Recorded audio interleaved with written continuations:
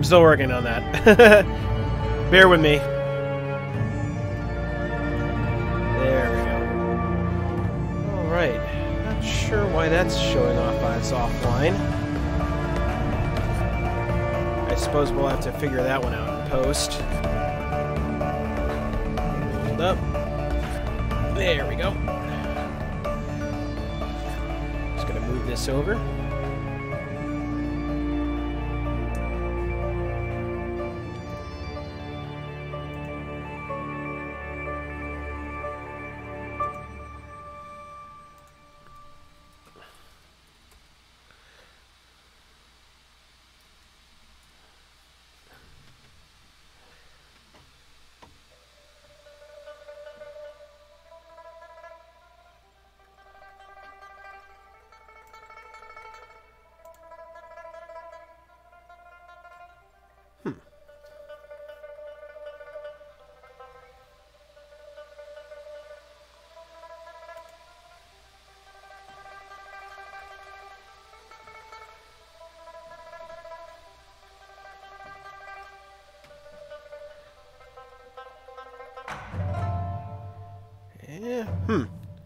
Well, I'm not really seeing any reason why it should be. It shouldn't be working. Well, I suppose we'll have to check that one in post. I'll circle back on that. Hello, everyone. It is I, your streamer tonight, Zoob the Mad. Unfortunately, due to unforeseen plumbing circumstances, we will not be continuing with Cyberpunk Red Saturday today. However, we anticipate, hopefully, knock on wood, or whatever cultural form of luck that you want to ascribe to this. Next week we should be back and running, but, you know, we'll see. Anyways, I, as per usual, am going to pivot using Shadowrun today, and hopefully we can give you some of that croco goodness today in the stead of what we had originally planned. But, you know, life happens, things happen, it is what it is. That will at least give me some time to play some Shadowrun Hong Kong. Hope you all are doing well. And I believe the last time we were here, we were trying to figure out the grisly details of a murder that took place in an individual, independent section of Hioi, run by powerful elders.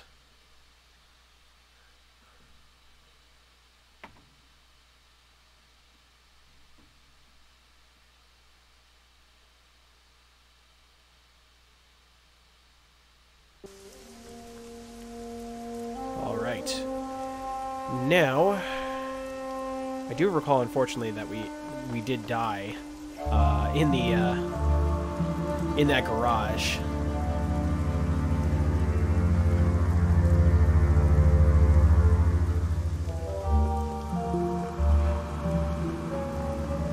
Alright, so last thing we checked was the crime scene.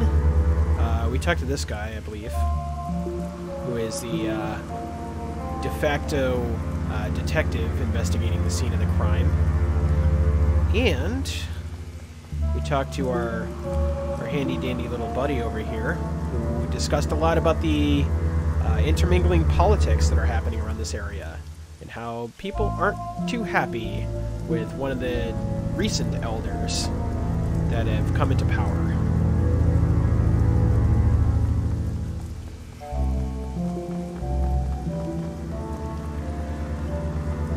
The elders don't want anyone to go inside without their permission. It must be pretty bad in there. Alright, we're going. Alright, let's report back to Elder Ning.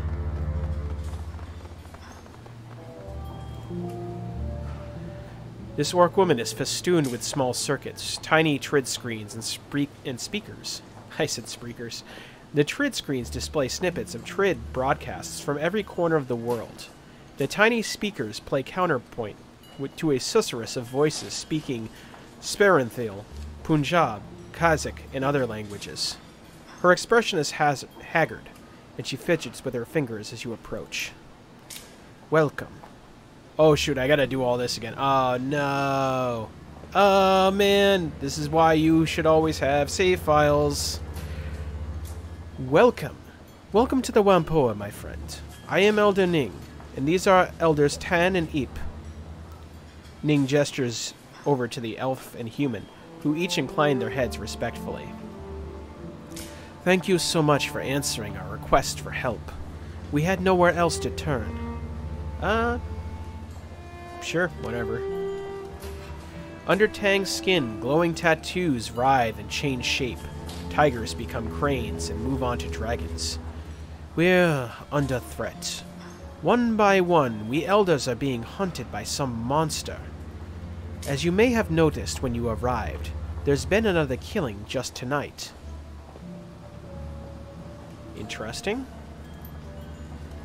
Ip crosses his solid chrome arms. Holographic readouts dance constantly over their surface, displaying diagnostic information about their state, operating temperature, servo pressure, and a variety of other minutiae. He looks past you towards Isabel. The prodigal daughter, returned once more. I didn't expect to see you back aboard the Wampoa in my lifetime, Isabel. When you disappeared, Elder Yedentrud was very put out. I'm glad you're still alive. When you chose to walk your own path, I was disappointed. But I still understood why you had to leave. Ip pauses, tasting the air as he chooses his next words with care. I hope my lessons have helped you prosper. Didn't expect to be back either. Work takes you places, though. Isabel shrugs. A moment later, she places a hand on her pistol, eyes trained on Ip's shoes. I don't cart this around for fun, Ip. The lessons kept me alive.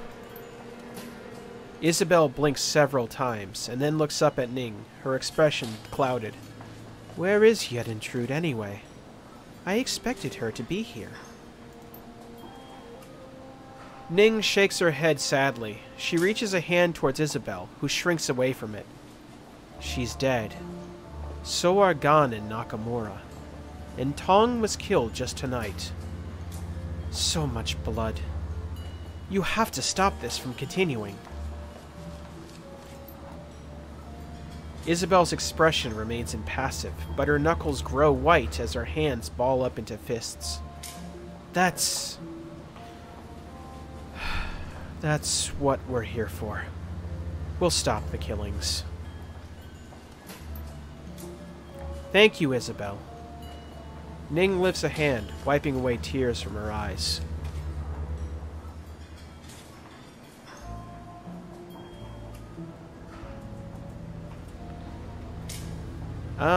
What can you tell me about the murders? They started 2 weeks ago. The first to go was gone. We found him in his apartment, eviscerated. Ning swallows, grimacing at the painful memory. He'd been torn apart. His head had been ripped completely off, and most of his skin flayed away. There was so much blood it took us a week to clean out his apartment. Tang nods, running his palm over his forehead.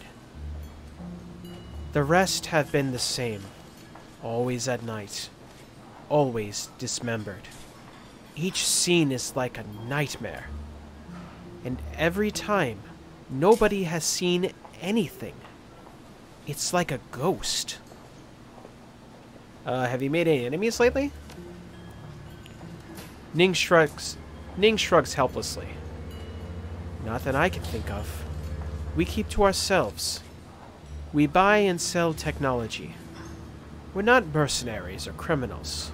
We're merchants and deckers. And even if someone was cheated in a deal, this kind of response is unthinkable. Whatever did this wasn't human. The violence and savagery. It's a monster, whatever it is. Plenty of metahumans are monsters too, Ning.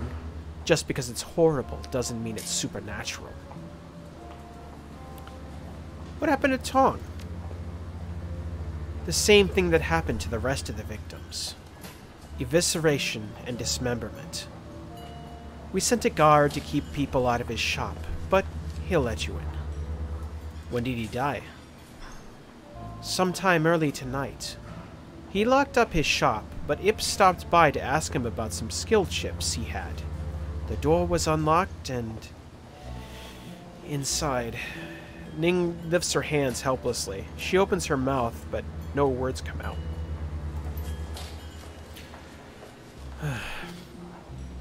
Seeing Ning's inability to continue, Ip takes over. Inside looked like a bad horror sim, just like all the other murders. It had to have happened after sundown, because I saw his shop was open when I was on my way to get some noodles for dinner. Why didn't you call the police? The Hong Kong police force isn't welcome here. They've tried to force us out several times before, or come hurting for someone to pin a crime on. We do a lot of favors for local gangs and triads. Handle their matrix security, fix up their gear, and make sure they have access to the Hong Kong Shadowlands hub. We're too valuable a resource for them to lose, so they protect us when the Hong Kong police force or anyone else decides we're an easy target. They handle our physical security, and we make sure to send the message via the Matrix. The last time the HKPF made trouble, we started airing the assistant chief's dirty laundry over the Trid. They got the picture and backed off. That's all for now. It might be wise to ask the residents of Whampoa Garden if they've seen or heard anything, after you've gone to Teng's Sensory Carnival. They might have seen or heard things we have not. Good to know. Alright, let's go check out the crime scene. I know we did this last time on the last stream. However, unfortunately, since I'm a back-a-chin, I forgot to make an autosave. Which, right now, I'm going to do that right now, so we don't have to deal with that. There we go.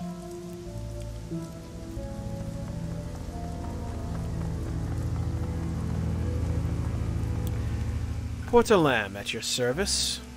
The elders told me that you'd be coming. They tell you about what happened to Tong. Just... You got killed earlier tonight, yeah? Killed. That's rich. Killed is when a BTL head sticks a knife in you for your cred stick, or the cops put 2 in your chest for not kissing up hard enough. This is something else entirely. This isn't killed. This is slaughtered like a fatted calf. Watch yourself. It's a goddamn mess in there.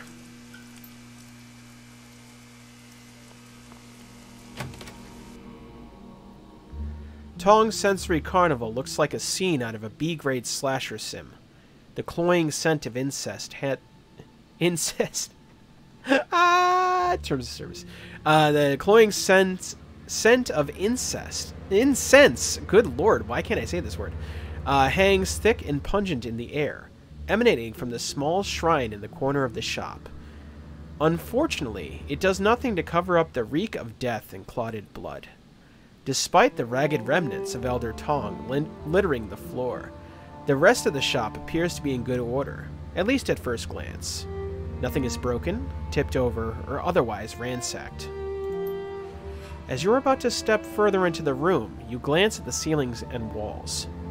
The blood from Tong's body isn't just confined to where his remains lie. Drying blood is spread about the walls and ceiling as well. Ew. Well, this is a horror show. Alright, well, we found him. He's definitely there. Tong's body is a ruined mess. The destroyed ruin of his face is barely recognizable, and what is left of his body would be best described as savaged. All of his limbs have been torn off, and a pile of flayed skin lies next to the remnants of the Whampoan elder. The Whampoan's clothing has all but been reduced to rags and tissue by cuts and tears, apparently sustained during the flaying. At this point, the only thing holding what's left of his body into a semblance of human form is the hair-thin fiber optics of his cyberware. Oh god, it's Nastasha's voice. Not Nastasha. Why do I always say Nastasha's voice? It's Tatiana's voice. Okay. Gabbett puts a hand over her mouth, speaking in an uncharacteristically serious tone. Sweet heaven, ojos de muerte.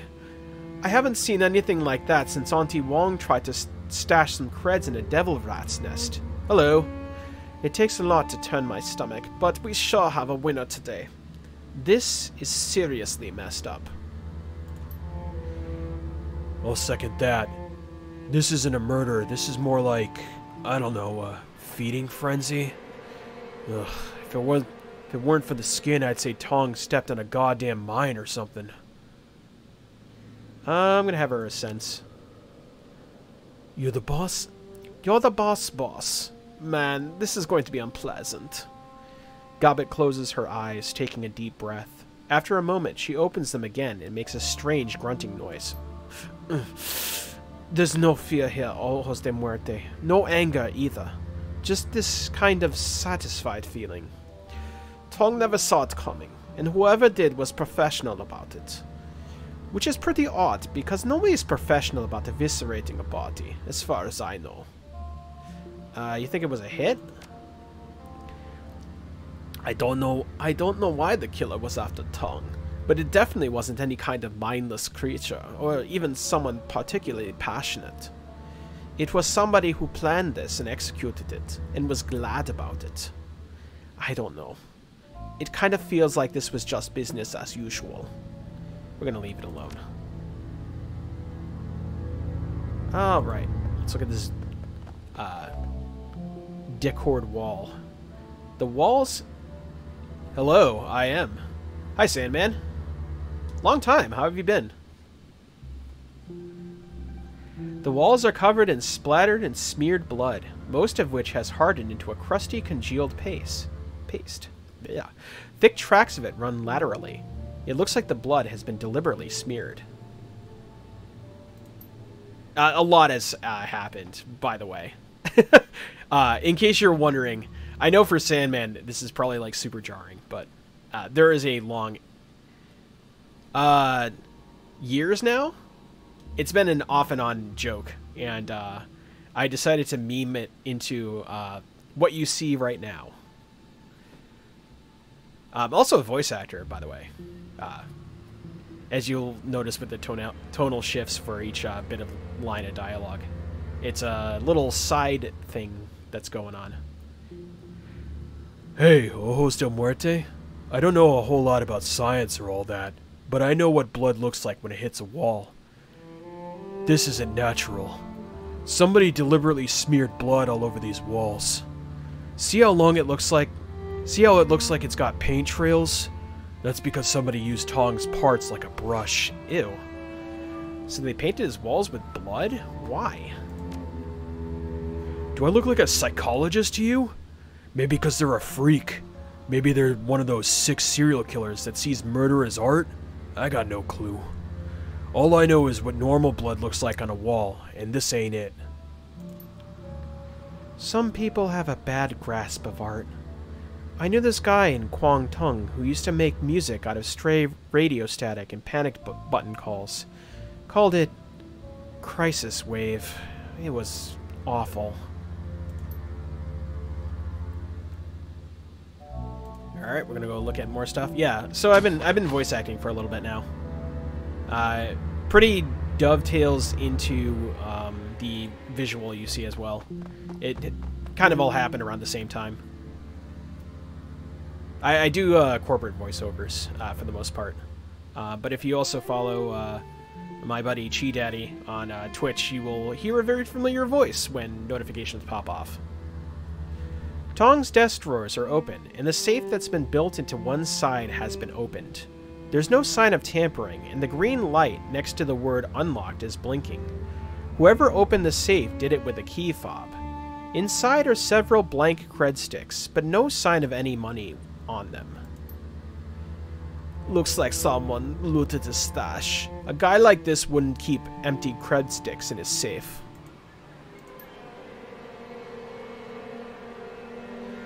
Alright. So he's been robbed. From not only life, but property. This is a Yamaha 95000 V SimSynth, a device for mixing and mastering SimSynth chips. Wow, say that 5 times fast. Several drive bays are empty, and all of the chip jacks are empty. The screen is flashing a repeated error message. Warning, requested files cannot be found. Please return drives to bay and try again. I'm going to have Isabel debug it. That's why I have a hacker. Isabel rattles out some commands on the SimSynth's keyboard, stepping away after a few seconds with a look of satisfaction on her face. There. I put the drive warning on suspend. It's in diagnostic mode only, though. Maybe we'll learn something, and maybe we won't. Yamaha Sim OS 523 Sim Diagnostics Check. Memory, okay. Drive, error. Assist bus, okay. Beginning core dump, please wait. Isabel studies the screen in detail as letters and numbers scroll by. Looks like Tong was cooking some BTLs here. He's hacked the P controller output cutoffs. The delta levels on sim chips are usually about 4 to 5, 6.5 for CalHots. His delta peaks are pushing 12. That's brain-bursting activity, Ojos del Muerte. And all the drives and chips on those BTLs were stored... all those drives and chips the BTLs were stored on are missing. I never liked Tong, but it wasn't because he was a bad guy. I just didn't like any of the elders. But if he was cooking chips at Delta 12, maybe he burned somebody he shouldn't have. Maybe they flipped their lid and came after him. Or a relative did. Isabel gives you a serious look, tipping her head at the synth. The metahuman brain can't handle this kind of output. It'll shut down after a few of these. Alright, well, he is cooking brains. Anything in here? Tong's bathroom is immaculate, and the drains are tiny. Whatever killed him didn't exit through here. Okay. So many words, don't look here, there's nothing for you.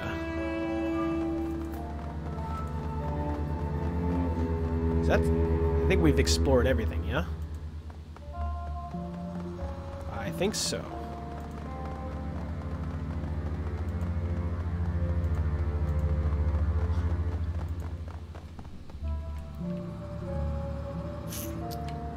So yeah, anyways, I was doing some freelance writing work, and for one of my clients, and they asked if they needed if I knew a voice actor, and I said, yeah, I do a little dabble on the side. So I sent him a voice reel, and lo and behold, I am now the voice of Moment, the app called Moment.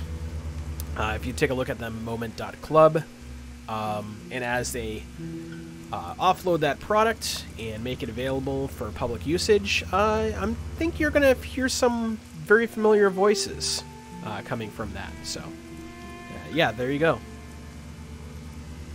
I also have a couple of other little side things we're exploring at the moment when it comes to that, so you might be hearing my voice a lot more. But we'll see how it goes. We'll see how it goes. Let's not put the bull before the cart, so to speak.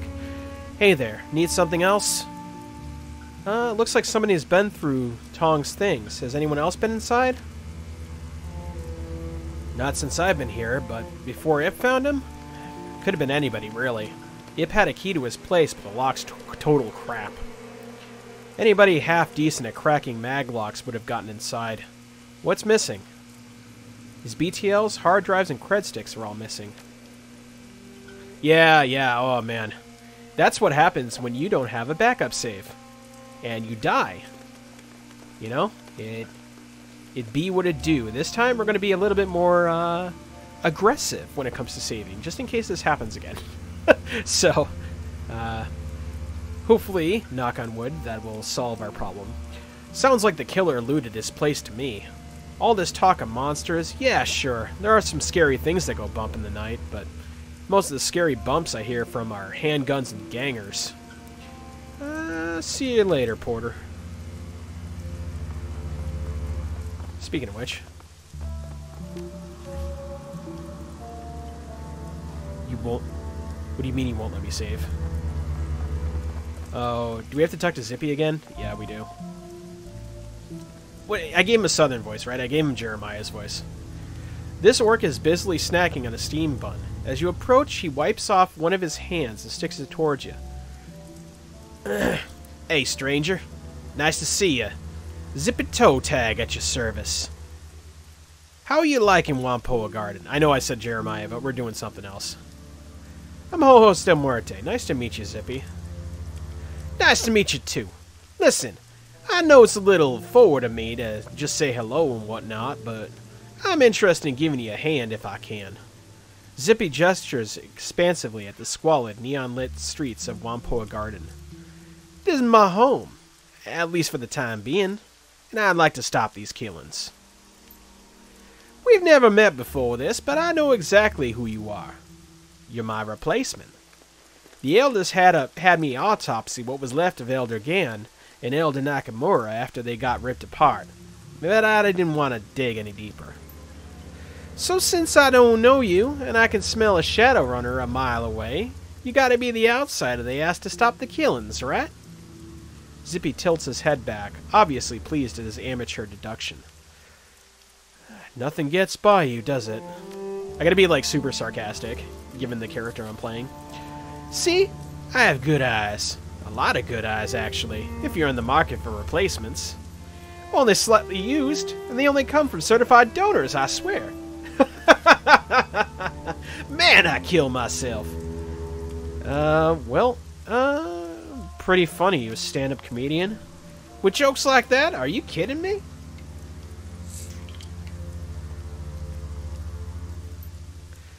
I'm one of the only trained surgeons around here. I keep all the other Wampoans healthy. Gotta practice down the road. Blind Chen's a pretty good cyber doc, and he's basically an implant specialist, and that's it. You don't seem much like a doctor to me. I did my residency back in the UCAS. Could have become a real MD too if things hadn't gone south for unregulated reasons. Zippy opens his coat, revealing a cyber deck. He pats it proudly. I also deck a little, but I'm better at slicing skin than ice. Wampoa Garden seemed like a pretty good fit for me. Ask you about Wampoa. Sure. Sure thing. What do you want to know? What are your thoughts on the murders? There's a sharp intake of breath as Zippy shakes his head. Pretty gruesome business. Gan died from a broken neck. Looks like someone had wrenched it around and his arms and legs were cut off. Some skin flayed away too. Nakamura had his throat ripped out by someone with pretty sharp teeth. At first I thought it was a devil rat, but those teeth marks were all from something with a humanoid jaw. I didn't look at it yet, Trude. From what I saw at a distance, it was the same story. Didn't see much point since I'd seen it twice already. As for Tong, from what Porter told me, it was Gan and Nakamura all over again. You take a look at him yet? Yeah, it's the same as you described. Zippy shakes his head sadly. Damn! I liked Tong. The BTL business is unsavory, but the man had to eat. And his regular Sims were great. Generally all around nice guy. Friendly with everyone. Never had anyone mad at him. There ain't no justice, let me tell you. What can you tell me about the elders? Well, they're an eclectic bunch, that's for sure. Oh, where to start? Ning's the spiritual leader here. She's the voice of the Wampoans, I guess. A lot of her close friends are really more of followers, since she's something of a priest for the machine spirits. Maybe it's a cultural thing for people who grew up here, but it's never called to me. Still, she makes a damn fine pot of tea. Ip's the muscle, and he has an encyclopedic knowledge of cyber and BioWare. Definitely a good guy to have watching your back. Not too friendly, but you know how it is. You get a lot of cyber, people start wondering if you'll tear their arms off. Zippy makes a chopping gesture with one hand. He's got moves straight out of Blood Carnival 3, The Reckoning. Terrible movie, but great fight choreography. What about Tang? I don't know much about him, but I think he's got some kind of fetish for automation. Found him coming over some trids. Found him cooing. Oh, my phrasing. Found him cooing over some trids of automated delivery drones in a warehouse once. He works with drones. Has a shop called the Blessed Autofab. He was raving about the efficacy of the movement patterns or something. You already know about Tong. Ran sims, BTLs, skill chips. Gan used to be a city planner before he had a nervous breakdown and got involved with statistical analysis. Zippy pauses to collect his thoughts. Nakamura came in from Fukuoka and was interested in entertainment. Trid, mostly. Spent a lot of time analyzing the subliminals and ads. Then there was Magpie. She was a chief decker. Hot as hell against ice, and built her own hardware. Salty old woman, though. Never met anyone who was quite as shrill or nasty when she was mad. She was mad most of the time. Wait, nobody mentioned Magpie to me. When did she die? She didn't. Maybe a month ago, she just up and disappeared. I went to her shop one day, and she just wasn't open. Nobody's seen her since. Kind of a pain in the ass, too. She owed me some new Analyze software she picked up. I've never heard of Magpie either. She must be one of those newer Wampoans. If she was a Decker, she would have replaced Elder Gao. No surprise there. Gao was older than King... Ooh, I'm gonna try this. King Shihuangdi's Terracotta Warriors. When I was learning decking from him, he could barely get out of bed. Still fast as hell in the Matrix, though. How can you be new and an elder? Isabel rolls her eyes. It's a stupid name. It doesn't actually have much to do with time spent in the community. That has something to do with it, sure, but it's mostly about how skilled you are, how good your connections are, and how much you can help everybody else. Should have called them experts or something. Bingo! That's exactly it. She was only here for about 3 years, but she knew a lot of people all over the Matrix, in Shanghai and Beijing, all kinds of places. That plus her skill meant that she was a shoo-in when Gao died. Why would she disappear? No idea. One day she was here, the next, poof. At first I thought she was just on vacation, since she had mentioned wanting to see the Kingdom of Hawaii someday, but it didn't feel right. She would have at least told me where she would have at least told me she was leaving. It seems mighty suspicious to me. Nobody ever seemed to care about what happened to her. Probably because she pissed them all off something bad. Is there any place that you think I should start looking? You might want to check out her shop. It's all locked up, but the other elders have a spare key. Couldn't hurt to look around, and even though Magpie was always butting heads with the other elders, they wouldn't have had any reason not to let you in. What do you mean they were butting heads? Magpie and the others never saw eye to eye. She was contrary for the sake of it. Most of the rest had a grand vision of what they wanted this neighborhood to become. Magpie just wanted a deck. She was only an elder because they needed someone with their Matrix chops. The last big argument was between her, Ning, Ip, and Nakamura. It was over something relatively trivial. I think Nakamura wanted to expand the pirate trade business into the Matrix, and she just absolutely refused. Sounds like, why did she refuse? She said something about not using up valuable bandwidth for trivial entertainment bullshit. Anyway, it went from there into this rant about how she wasn't going to let Tang expand his drone business any further because it would just get too much Megacorp attention. They accused her of blocking them just because she could, which is probably true. Lots of screaming. What do you mean by blocking them? Well, everybody needs their Matrix skills for their businesses to run properly. There are other Deckers, me, say, or Mo Jinbei, but she had the infrastructure. If her project didn't interest her, she wouldn't have even given him the time of day. She's a real hardhead about having her time wasted, but she figures if she's interested in something, it has no value objectively. Kind of a major blind spot, if you ask me. Sounds like she was critical. Yes and no. She was, but since she disappeared, Elder Ip's taken over the Matrix infrastructure. He's not as good with it as she was, but his experience with drones makes him the best candidate. They wouldn't entrust someone like that to anyone who wasn't an Elder, so there you go. See you later, Zippy. Alright. So, I'm thinking that something happened that made Magpie leave town. And ostensibly it looks like she did it, but I don't know. I think it's going to get a little bit more complicated than that. See if I can get a key for Magpie's shop, so.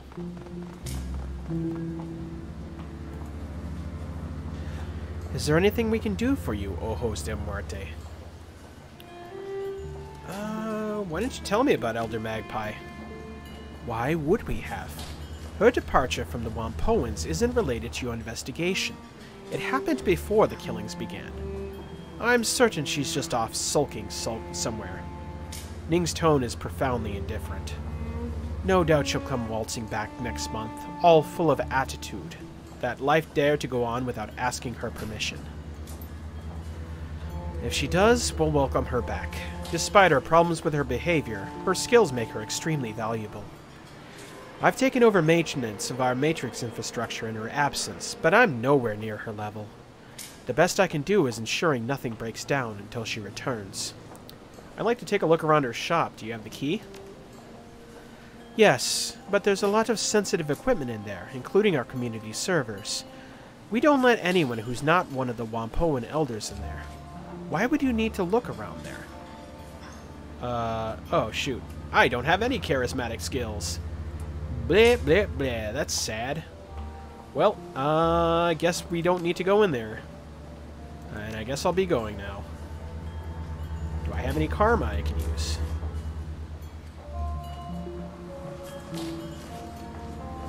Oh, I do have karma. Let me get some XP in here. Well, unfortunately, we failed that skill tree. So, guess we're going to either have to, 1, break in back door, or 2, go on without that information. Unfortunate. Let's see. Well, I do want more quickness, so then I can use that to buy a point into... We're absolutely all about getting down with the quickness. Let's see. Drone combat, that could be useful. Spellcasting, not with this build. Absolutely not with this build. I feel like I need to get another point in charisma in a second. Actually, let's eschew this for now. I think this is going to be more important at the moment. And we'll hold the rest into... Yeah, we'll just hold the rest for now. And once I have a little bit more, points I can spend, then I'm gonna continue to optimize. All right, so can we get into Magpie's office, or does Porter have something to say about this? Actually, we should talk to Porter.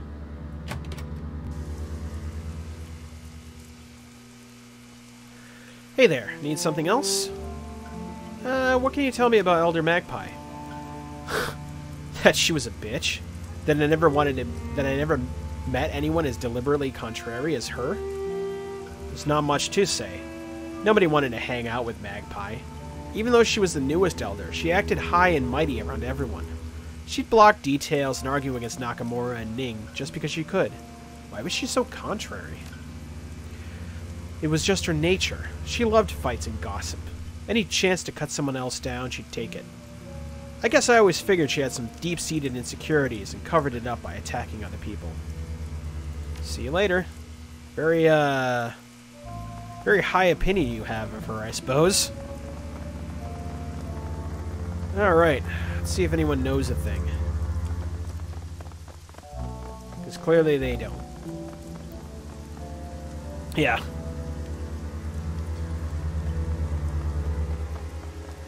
I dated someone like that. It was very annoying. Then again, she probably would have said the same thing about me. This dumping-looking man is busily hawking a variety of grilled spherical treats of various sizes. Some are sold individually, some are skewered on sticks, and some are packaged up in sets of 4 or 6.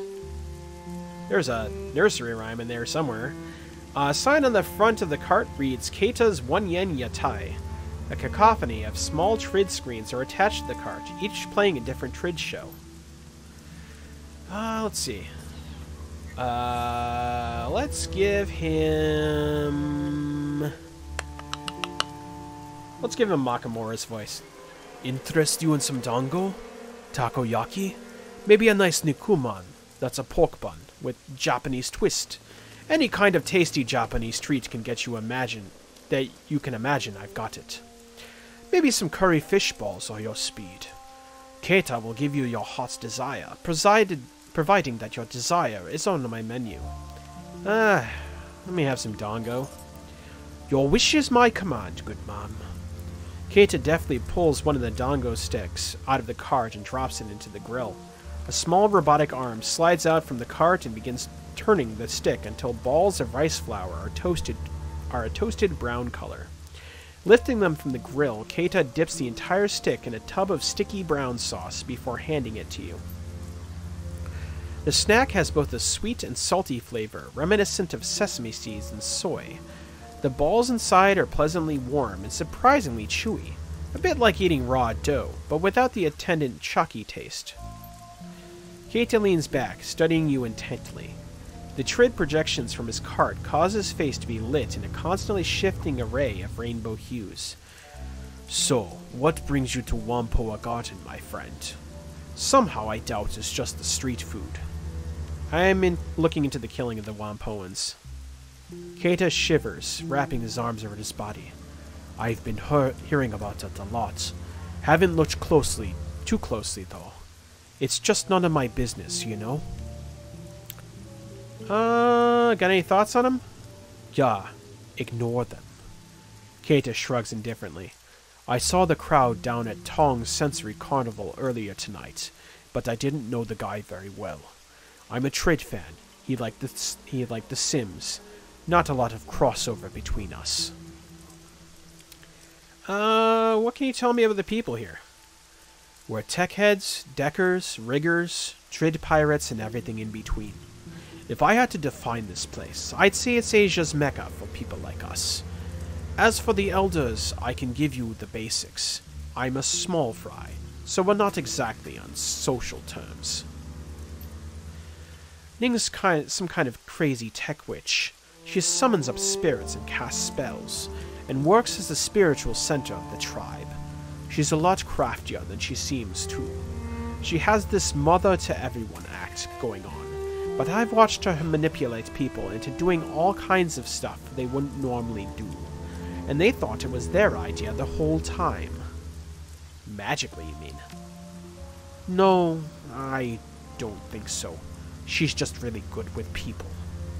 Ip's a killer, addicted to cybernetic implants. He always has to have the newest and freshest gear. The funny thing is, I've never seen him fight. I kind of get the impression that he's a coward. He'd rather let one of his buddies handle a problem than do it himself.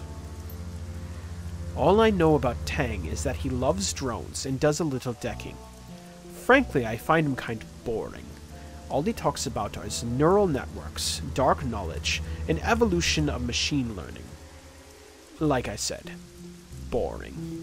See you later, Keita. Alright, what's this guy about? Demergo. This man has a tired, world-weary demeanor about him. His eyes track your movements with a penetrating, critical precision. Something about him, the lines about his eyes perhaps, make you suspect he's seen a lot of terrible things happen. He lifts his cup of cheap soy calf as you approach.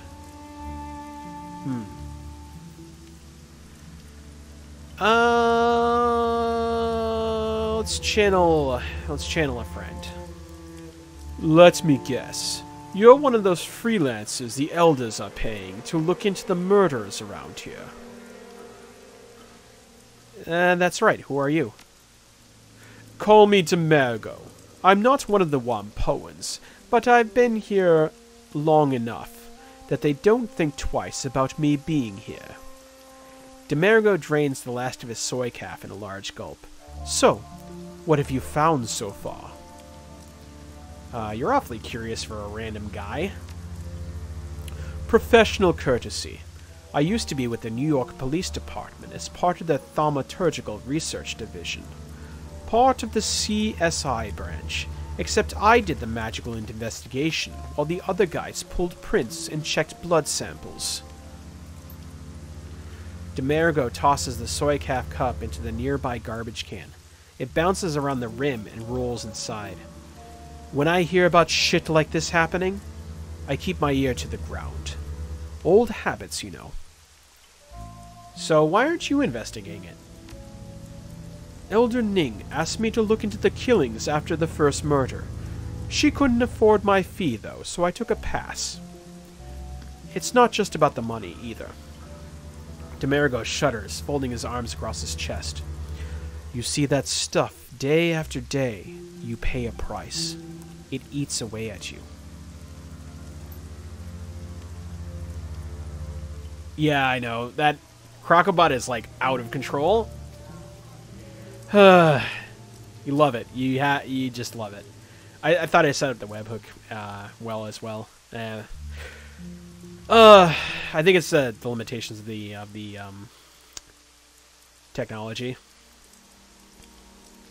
You know what it's like to feel all the sickness and anger every day? To be asked to pick up a murder weapon and relive somebody's death? Feel it go into your neck? Pleading in the voice of a dead woman for her killer to spare you? These days, I'd rather interrogate the living, thanks. What are you talking about? I can read objects. It's called psychometry. A little trick I managed to pick up. Don't really know how. I hold something, I can tell you what happened to it. Is he just dead? Is he just the dead zone guy? Who owned it? How it killed someone? If someone loved it, or was afraid of it.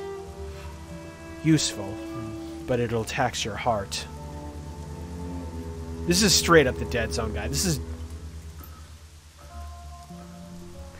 And before you ask, no. I'm not going to read anything you find. I already told Ning that I don't want any part of this. You want advice, I'll give you that. But I'm not getting drawn in further than that. So aside from that, is there anything I can help you with? Tong wasn't afraid when he died. He was caught by surprise. Demergo arches an eyebrow. That's not what I would have expected. With the amount of mess at each scene, the victim should have left behind a hell of a lot of fear and pain. Are you sure? Very sure. Tong died tonight, so the astral signature hasn't had time to fade. There was only a sense of perfunctory accomplishment. Then it sounds like this wasn't a crime of passion. A planned attack would have had that kind of resonance. In my experience, it's possible the gore show is to throw off anyone looking for the actual reason. Demergo closes his eyes and starts to nod. Yeah. If I wanted to kill someone and get away with it, I'd try and point the finger at some kind of monster. Demergo opens his eyes and smiles a thin, humorless grin. Basic Investigation 101. It's usually the simplest explanation, but don't discount the other possibilities. You think this mess wasn't incidental? It's a possibility. Ask yourself this. If the mutilation happened after Tong's death, why would a killer perform that kind of ritual? Serial killers who engage in that kind of ritual don't feel perfunctory about it, in my experience. It tends to feel more like they're taking communion. It's a religious or sexual feeling most of the time. If this didn't feel that way, I don't think the killer is actually pathological. So, what do you know about him? They started a couple of weeks ago. Eldergon was the first to go. That's when Ning asked if I could look into them. He was ripped apart. Arms wrenched out of their sockets. Skin flayed away with a razor-sharp knife. The rest have been the same. Whatever did it sure didn't care about having it being a clean death. Demergo lowers his voice, leaning in towards you so that only you can hear. The funny thing is, the Hong Kong police force was out here a few weeks before that. Maybe a month ago, tops. I know that it doesn't seem like much, but the Wampoans don't usually let the police in here. That by itself is odd enough, but it gets even stranger. The officers were loaded for bear too. Big guns and heavy armor with NBC seals. The works. They went into the parking garage near here, and there was some kind of gunfight. Never made it back out. When backup showed up, the Wampoans chased them away. Why would they let cops in and then chase them away? That's exactly the kind of question you should be asking, and that the elders refused to answer when I asked. Demergo shrugs. Go take a look for yourself if you want. Watch out, though. A gang's taken up residence in there, dealing drugs and BTLs. They call themselves the Red Spear. Not too violent if you don't push them, but be careful what you say. Okay, see you later. Interesting. Alright, so that's the garage. We're gonna put a little dovetail in that. I did not. So, a little permutation there. Hold on, I want to make sure that I can... Now I can press the save button. See? Look, I'm saving this time. We don't want to go through that again. Alright. Alright, let's go down.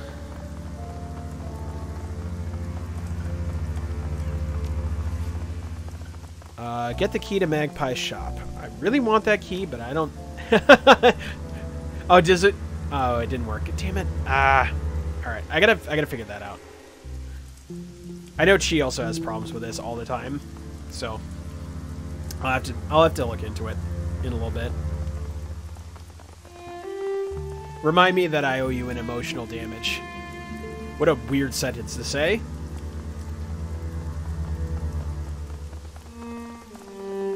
Wait, I went down here, but there's no... Huh? Oh, okay. Oh, it's asking, okay, gotcha. It's pointing to the elders. Yeah, wait. No, it's not. What? Okay. I'm still going to talk to them to see if there's new dialogue. Is there anything we can do for you, Ojos de Muerte?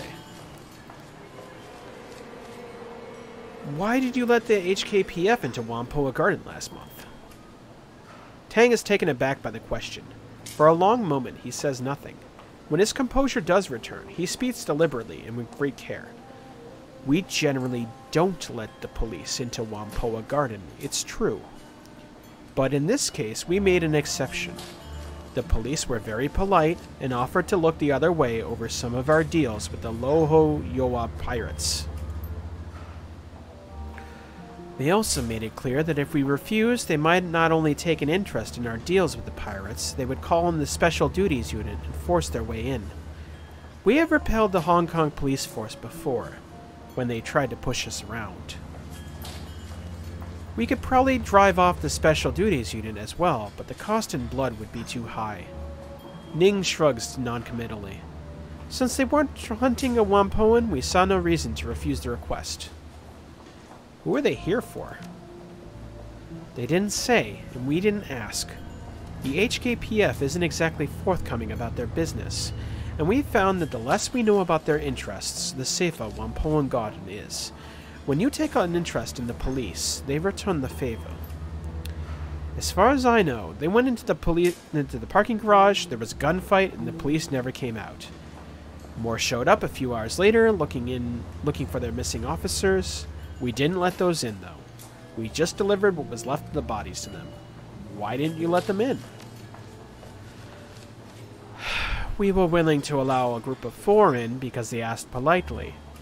When the reinforcements arrived, there were over 30 of them. 30. We couldn't risk the rest of the police setting up camp in our streets. It would have been a circus and disrupted our lives and business. I'll be going now.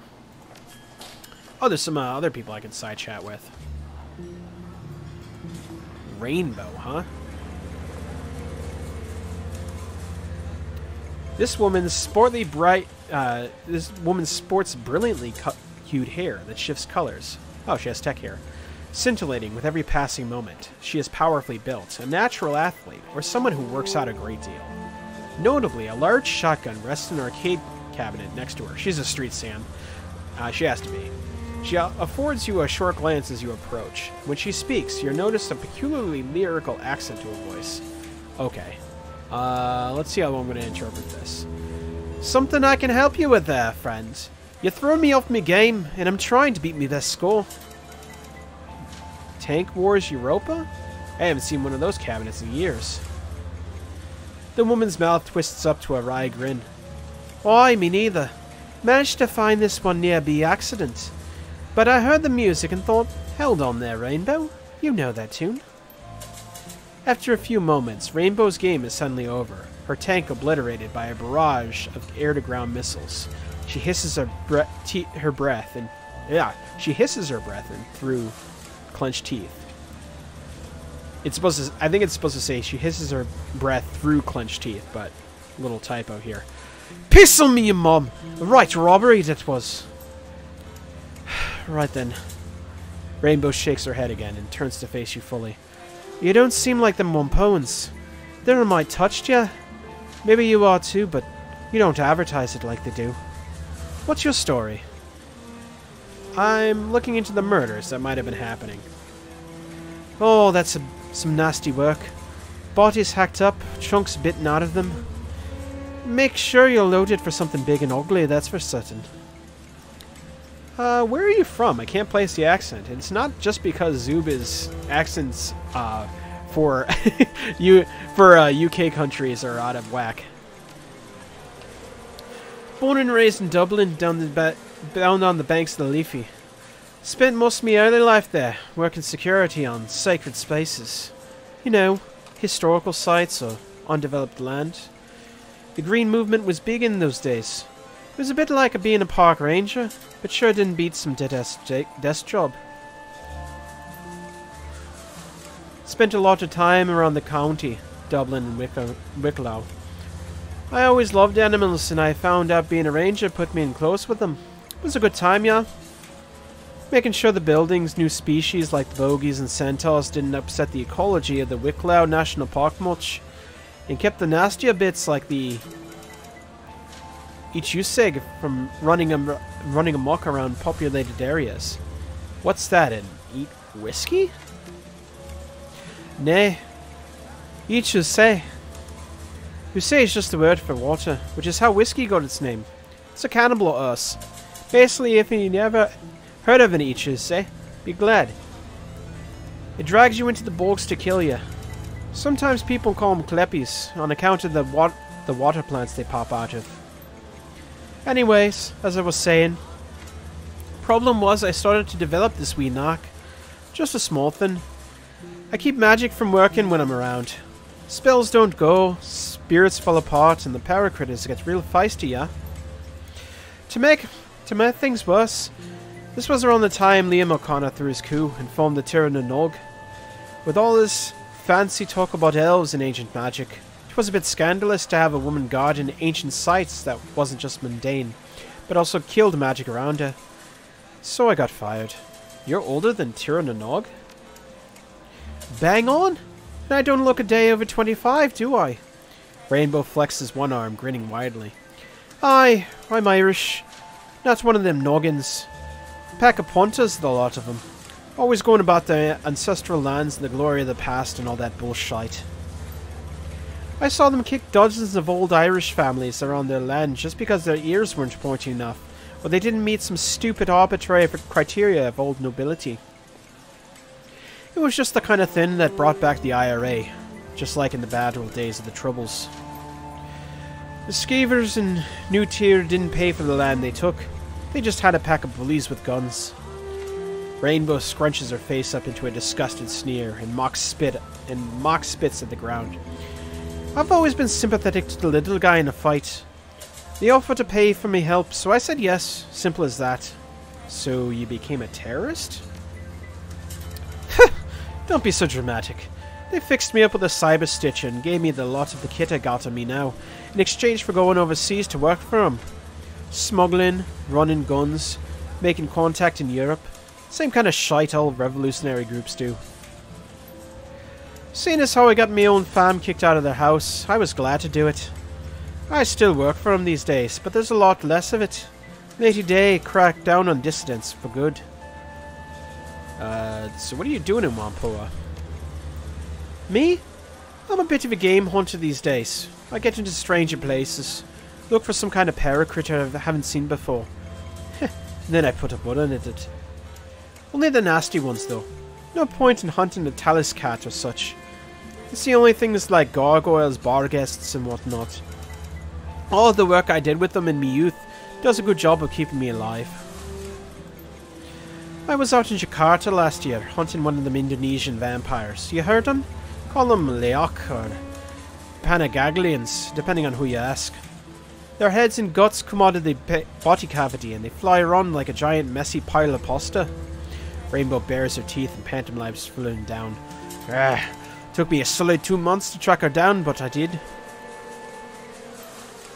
Once the job was done, I asked myself, okay, Rainbow, what's the best place in East Asia to find some action? So Hong Kong it was. All the key hutsits had a bigger concentration of odd critters than you usually find in a city. Been spending a lot of time down in the Storm Dreams these days. I heard a rumour of a rat king down there, where a mess of devil rats get all tied together into some kind of big awful rat beast. I haven't tracked it down yet, but I figured it's only a matter of time, yeah? She pats the barrel of his shotgun affectionately. See you later, Rainbow. Alright, what's this guy's deal? Can you help me with the case, or is this going to be more flavor? The owner of this shop barely looks up from his PDA while greeting you, his tone of one of immense boredom.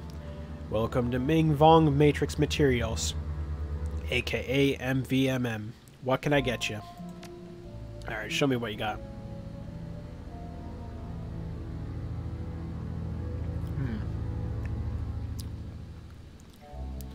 Exploder Expert Cyber program. Nothing I want right now. Alright, see you later.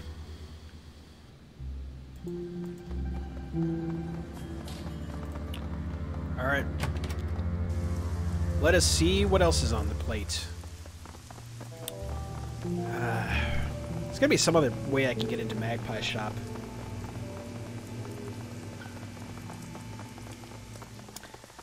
I'm gonna ask Zippy for a backup key.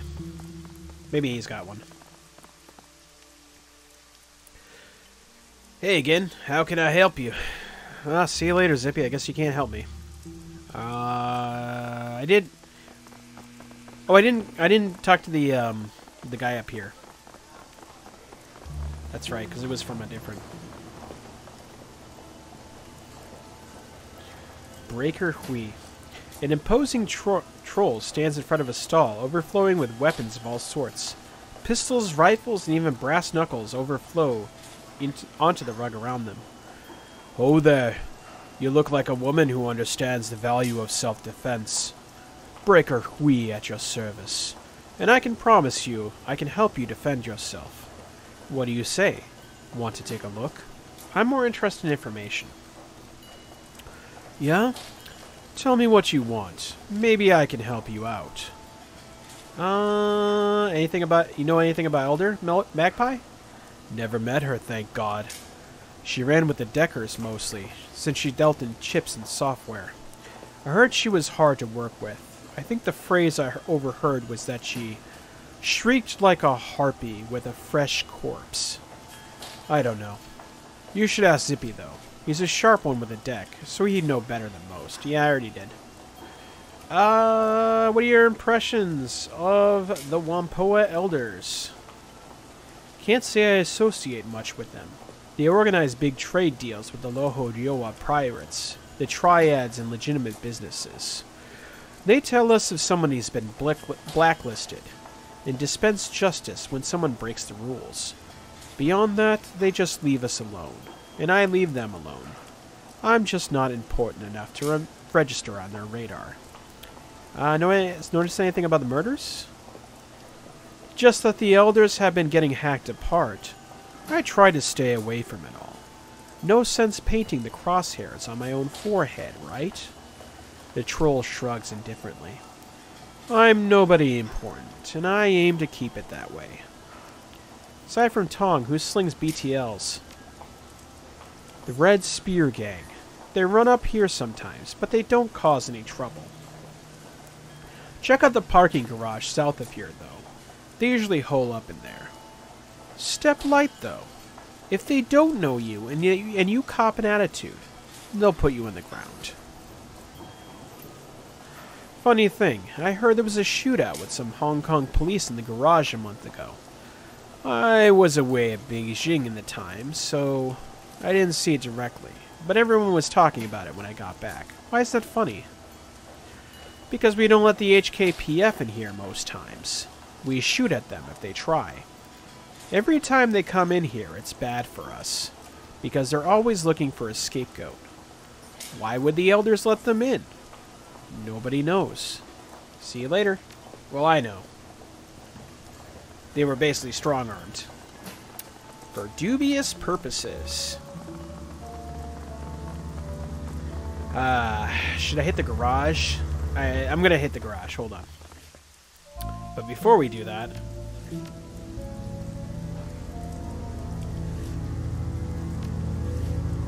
At least, if it lets me, I'm gonna do this. Just to make sure that we did, in fact, save it this time. So we don't lose all that dialogue we just went through. I did. Yep. 100.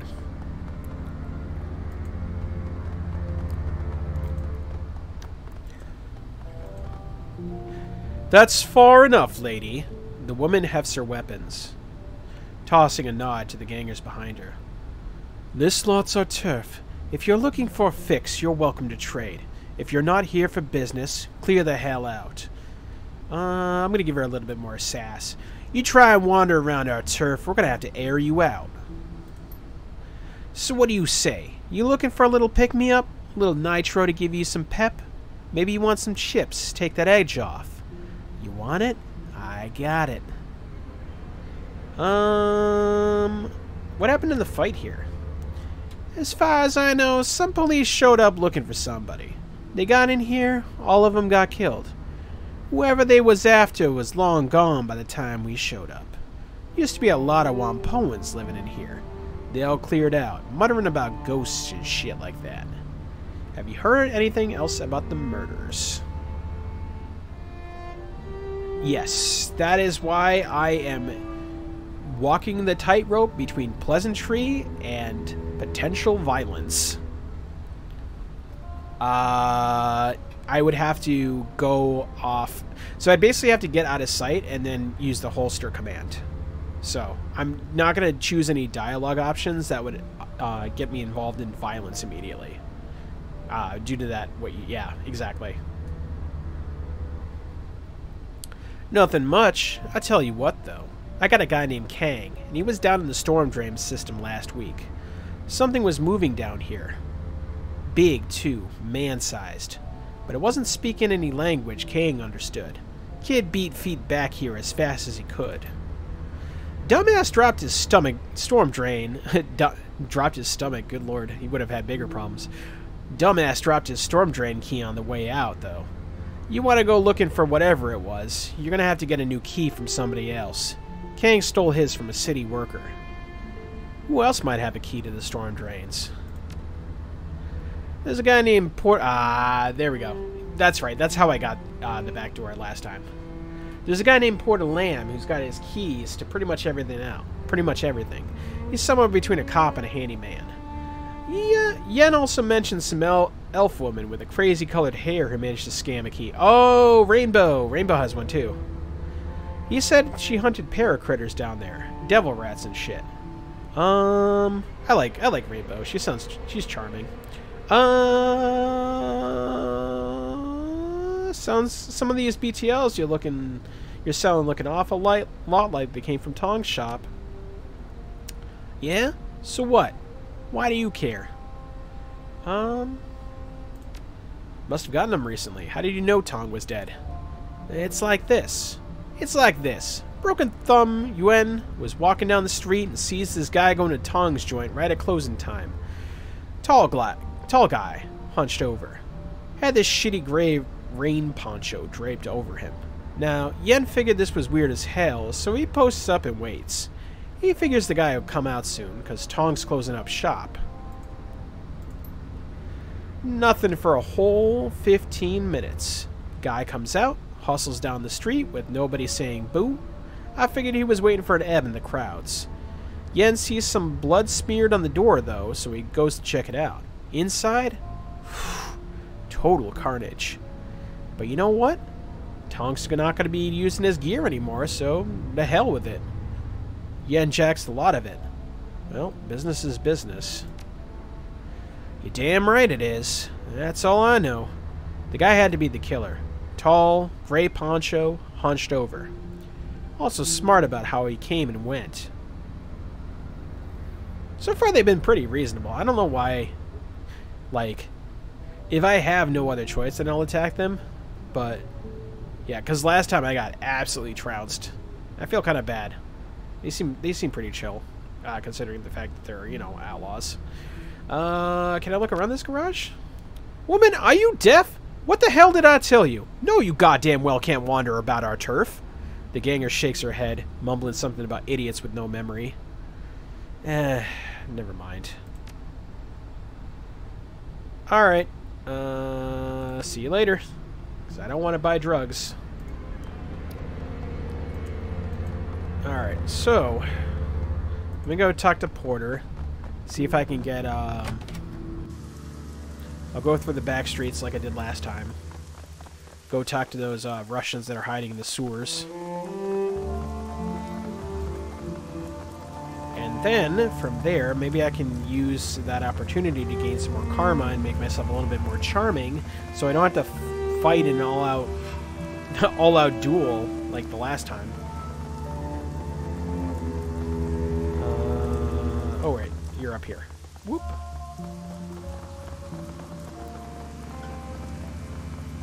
Hey there. Need something else? You have a key to the storm drainage system? Sure. Why do you ask? Drop a gun down a grate or something? Following a lead. In that case, take the damn key. You'll have to forgive me if I don't want to go down there with you. Porter peels an antique Yale-style key off a key ring and hands it to you.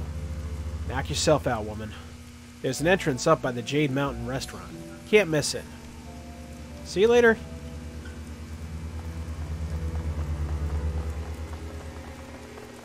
Jade Restaurant's right by the garage, if I remember correctly. Yep, there it is.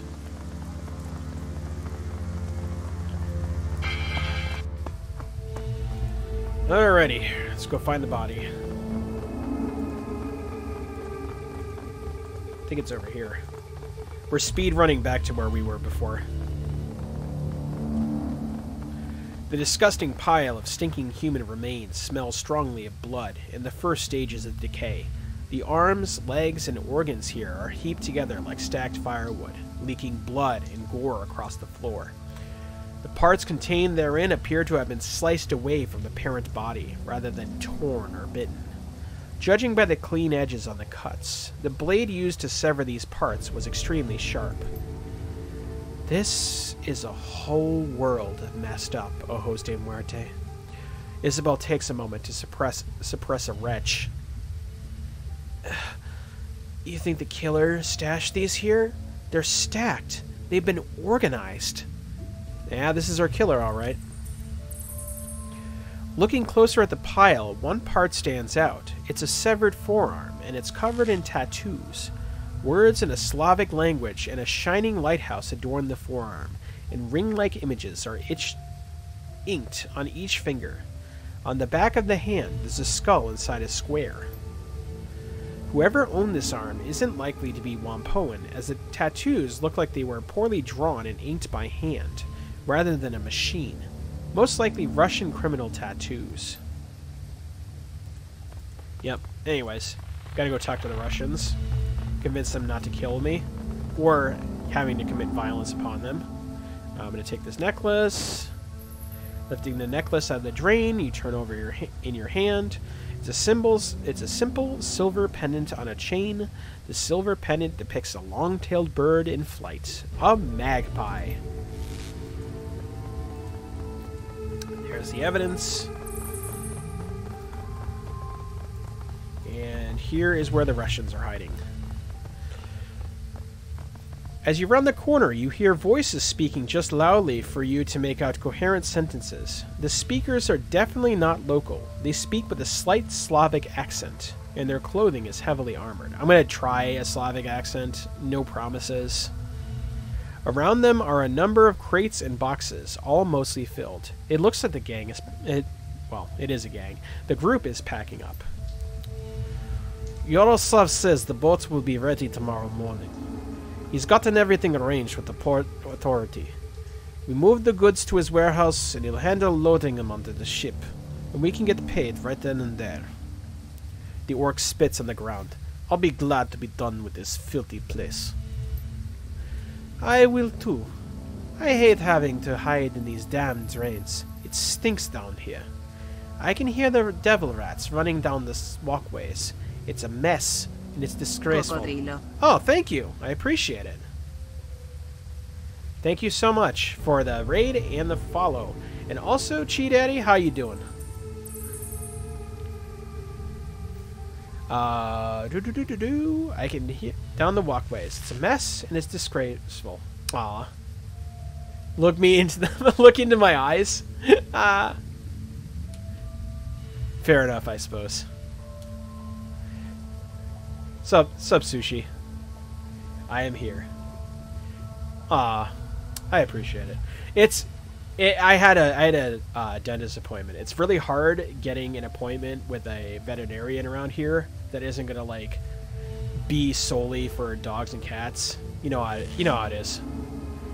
Being a reptilian monstrosity, it's kind of hard to find a specialist on short notice, and it was way overdue. It's been like years. And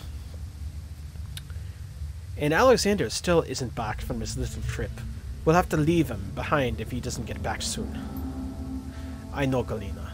Until Audrey says we're in the clear from the Triads, we cannot be seen with the goods in the street. They find us, we go back to Vladivostok and sausage caterings.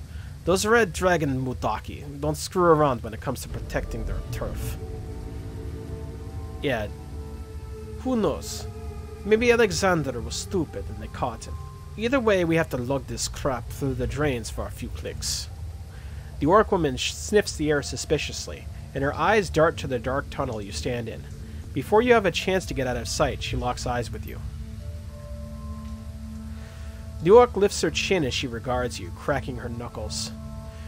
What we have here? A curious little pest, coming for things that don't concern her. What do we do with pests, Galina? We break them, Basilia. Galina puts a hand in her shotgun barrel. And then we hammer a spike to reach their throats, so that anyone who sees their bodies knows not to mess in our affairs. I suggest you stay where you are, pest. The Wampoan elders know down here you start a fight, you're going to have every drone and cyber junkie on these streets crawling up your ass.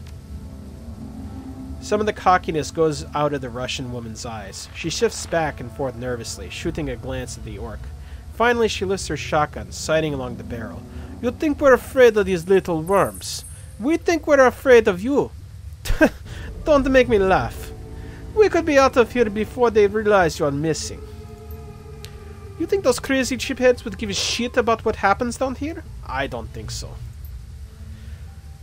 Duncan sneers at them, spitting on the ground. Make a move, shithead. Give me a reason to put you down. You thugs think you're so hard. I kill trash like you every damn day. Look, I don't care what you're doing down here or what you've stolen. I just want to find the person murdering the Wampoan elders. A rare parrot. You think I give a shit about what you're doing down here? None of that concerns me. So why the hell should we let you live? Because I know what happened to Alexander. He is a meat puddle in the corner. Individually sliced sad. Vasilia's eyes narrow. She hisses her words through her teeth. If you so much as touched him, your suffering will become the stuff of legend, I promise. Where is he?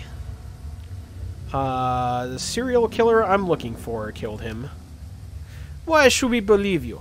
I think you're just trying to save your own skin. Right forearm, lighthouse tattoo, Russian words underneath that, on the back of a hand, a skull inside a square. Sound familiar? Yeah, I mean, having the same problems you do with your sound effects, BT dubs. I need to figure out what's going on with that and fix it accordingly. But if you could do me a favor and just let me know what your sound totals are, you know, what you've redeemed and how much it was, how many croc bucks it was, I'll, once that is working again, I will get those redeemed. Okay, so you've seen his arm. That doesn't prove anything. You could have seen it on him. You want to walk down the way and pull his arm out of the corpse pile I found? Go right ahead. I wasn't about to cart a severed arm around, just in case I needed it. Yeah, okay, I'm gonna hydrate. One sec. You're right. That is the act of someone very sick. We can talk peacefully, but keep your hands where I can see them. Where was your friend headed when he disappeared? We found the keycard for a stockroom located behind Miss Yang's Jaded Mountain restaurant. Jade Mountain. Not jaded. She just really liked jade, as opposed to just being disillusioned with the world. He went to go check it out. We thought there might be something valuable in here. A little extra money for our time spent down here in these drains, yeah? You have a key to the stockroom? Yes. There were some of them in box. We popped the lock off and took them all. Vasilia tosses you a keycard. Here. We don't have time for this. We have to move this gear. You want to play detective? Go right ahead. Thanks, Vasilia. You seem pretty cool, considering you're probably part of the Russian mob. I don't judge. Alright. So we have a stockroom key. And now I'm going to use this opportunity to go into Magpies. Woo!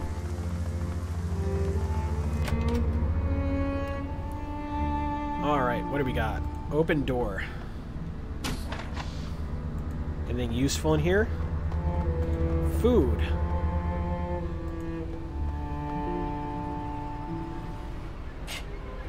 Magpie isn't bad. Despite the table's crude construction, an artfully laid meal awaits the owner. Several small dishes are filled with pickled vegetables, while a larger plate is arranged with long slices of raw meat.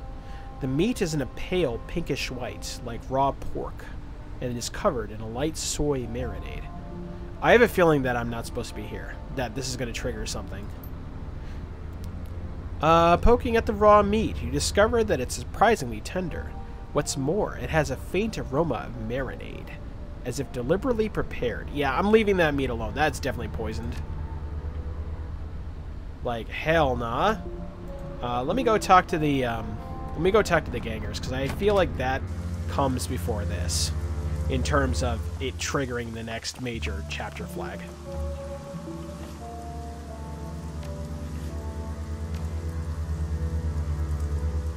Oshawott? Oh wait, no. Swalot. Oh, never mind. I thought you said Oshawott, which was like the otter.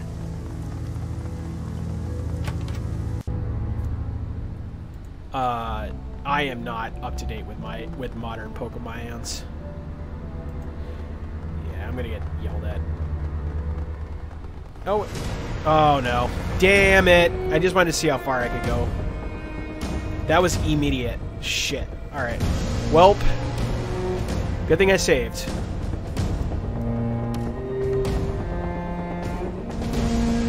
Okay, so that wasn't my brightest moment.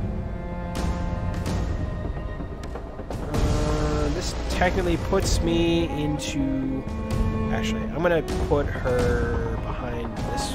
Oh, that's not a wall. Okay.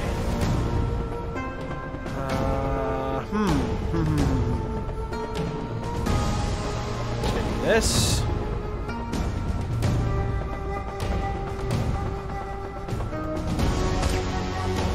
Wow, nice. Good shooting, Tex, as the kids say.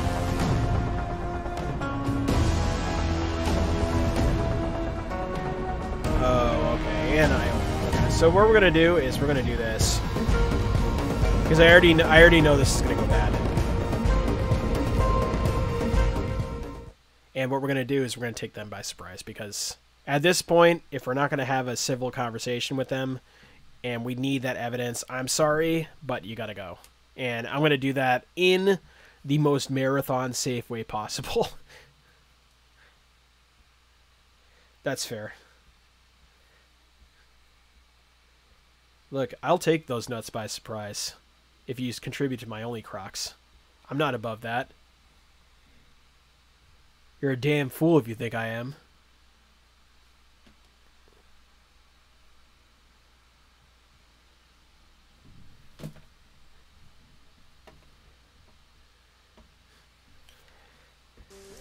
Yeah. Alright, we're gonna casually massage this, these gangers. Hold on, I gotta... Whoop. If you went a little ham real quick, real fast. Well, we're back. A dinosaur story. So, alright, so let's see. We got a camper right here. We have a car right here. Potentially a corner in which I could do pop shots. So let's do that. Oh, am I not allowed to? How interesting. Yeah, I'm not allowed to pull on them.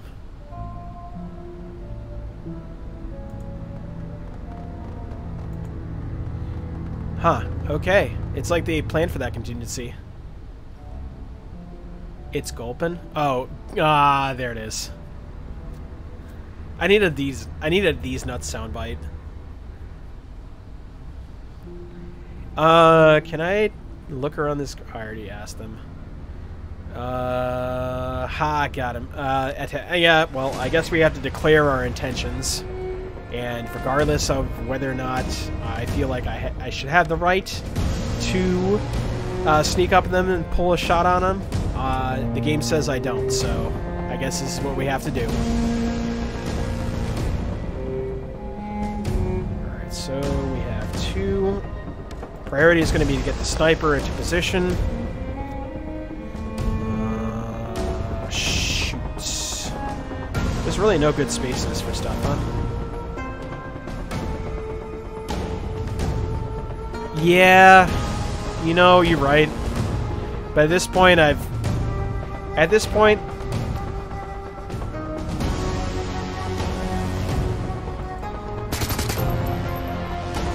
which Shadowrun had the bowling NPC fill? Oh, is that Returns? I think that's Returns.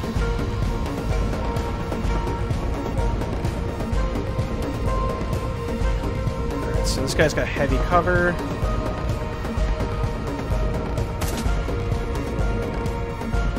Oh, sugar booger. I just realized that I had the wrong thing highlighted. It's okay, we're gonna get this.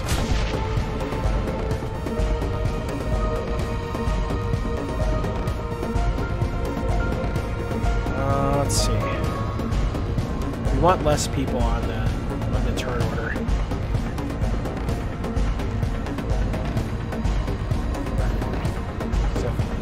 potentially take these two out this turn. Then I'll have to deal with these 1, 2, 3, 4 down here. And then be flanked by this one. Either way, it's going to be not an ideal position, but...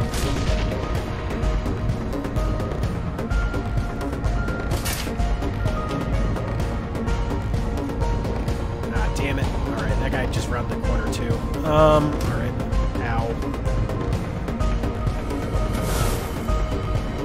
Okay. So, what we're gonna do... Alright, man. We're running. We might get a little winded sometimes, but we'll keep running. Line of sight was blocked. What does this guy have? What's more important right now? Positioning or submitting one of these guys? Subduing them, if you will. Oh, welp. Guess it was a better decision to get into a better position. Alright, so Gobbet's gonna have to perhaps summon something? Nature Elemental? Alright. See if I can summon this spirit to get them to...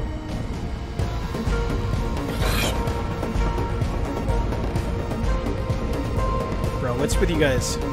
There we go. Finally, we got some blood. Shoot. Okay. Dude, I don't know. It was definitely a favorable body blow that does more AP damage. I want more AP damage. There we go. Nice.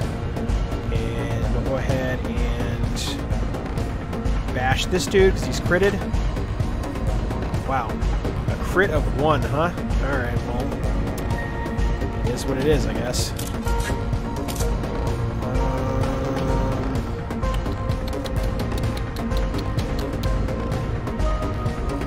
Unfavorable circumstances all around, to be honest. At least I got the baseball bat guy out of turn.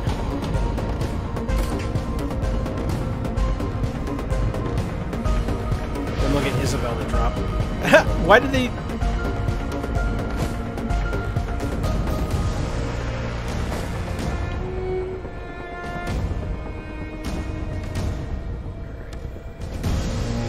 Line of sight is blocked for most of this stuff, so I'm going to have to circle around the back.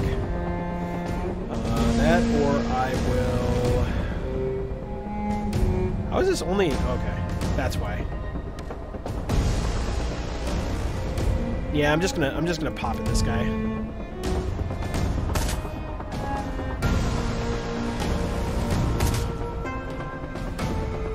Alright.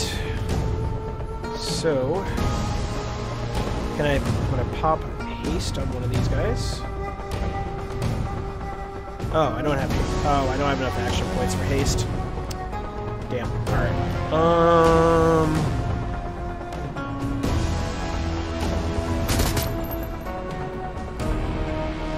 Alright, so let's see. Pop at this guy, see if I can kill him. Alright. And I have enough to AP him. I'm gonna stun lock this guy basically. I just want to make sure he doesn't ever take another turn.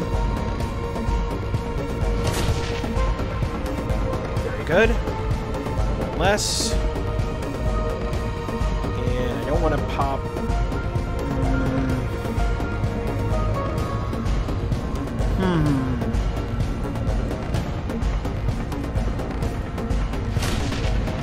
Very good. Okay.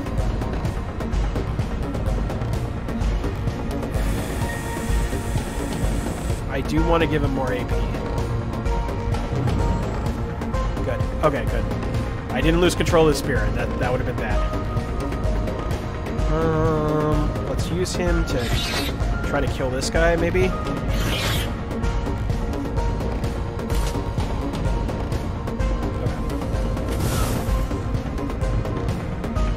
Okay. This is going smoother than the last time. Knock on wood. It's a Zoop drinking game. Take a shot every time I say that phrase. Alright. I do have a grenade, but I don't really want to use them right now.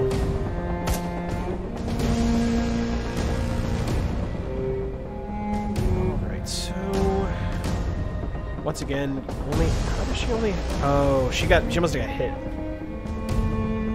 Let me see. Okay. So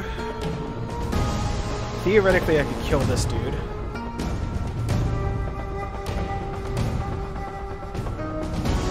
I want you to stay unconscious, and I want you to gain unconsciousness. But unfortunately, that did not bode well for me this time. Alright. Can I take this guy out?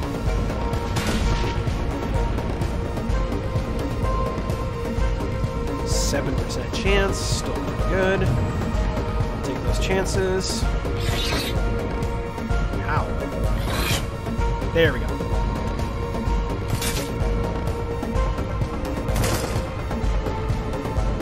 Oh no. Oh no. I had to say it. I had to say it was going well. Alright, so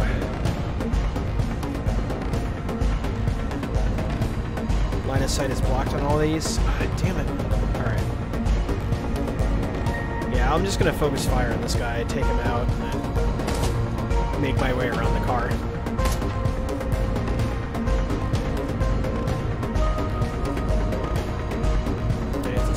I need to take an action.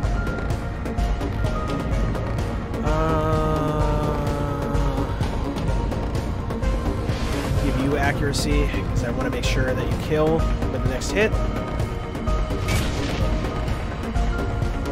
Why didn't you kill with this hit? Damn it.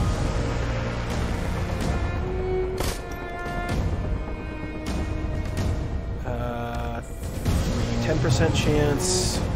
I might as well. Are you dead? Please die. Okay, thank you. And you. I'm going to get these hands as well.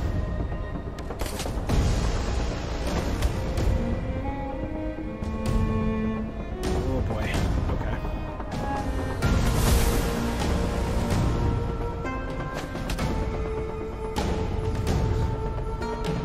Alright. So how are you not dead? Why did that only do 1 damage? Please die! Good lord. Well,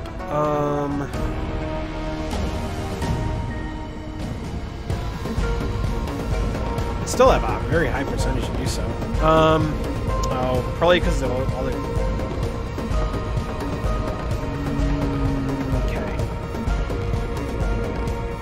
I'm gonna heal. Definitely gonna heal.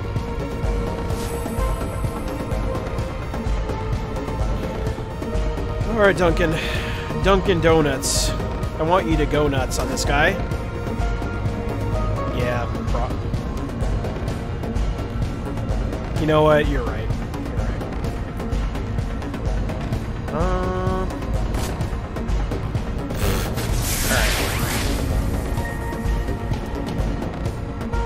Uh-oh. Oh, Duncan. Dunkin' Donuts.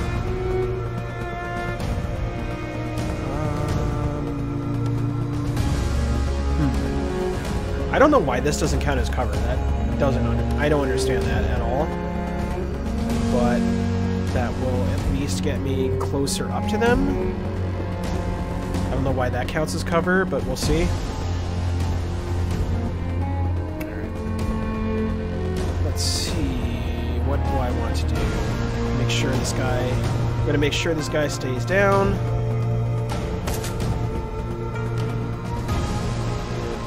I'm going to make poison... Can I put a poison fog on top of someone? Oh, I can. Awesome. And then we're going to move Duncan back. And we're just going to... Alright, no, we're going to use an advanced med kit on him. I do not want to go through the rest of the scenario one guy less.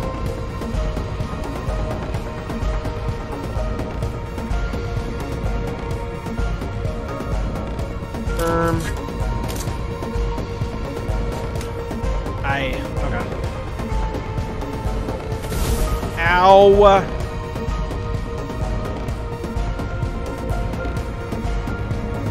Alright, so... Put him behind, put her behind. This should kill the guy in front of him. Oh.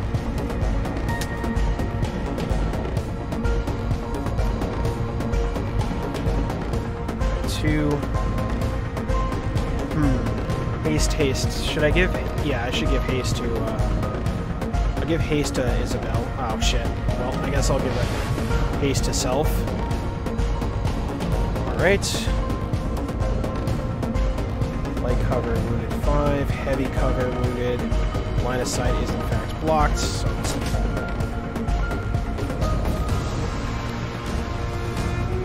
Dubious if that was worth it. Switch between knocking this guy unconscious and... Oh, I can. Let's see. Yeah, I just want that guy dead. Alright, so we're gonna do this. Oh, shit. Well, he's dead. That's what matters, I guess. It's heavy cover. Gonna move that over here. Nope. Alright, well, she has a trauma kit. That's good. Increased chance of critical for burst fire. Nice. And... Right.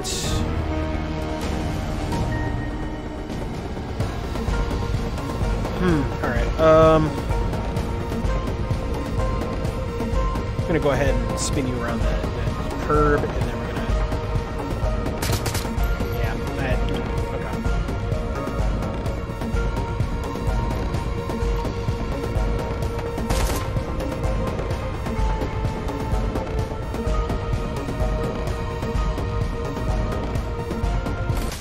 There we go. Cool. I took a little bit more damage than I would have liked, but everyone's up. That's what matters. A small PDA sits on the table, the dull glow of the screen illuminating the surface around it. It does not appear to be locked. Yes, yes, I am going to go save. We're going to check recent email, and then we're going to save. Actually, can I save right now? Nope, I cannot. It's fine. We're going to get through this dialogue tree, and then we're going to definitely make a new save file.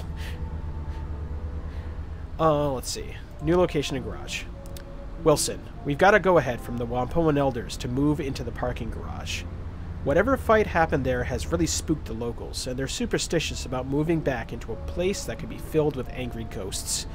It's a bunch of bull, but whatever. The bottom line is, we have a new place to set up shop.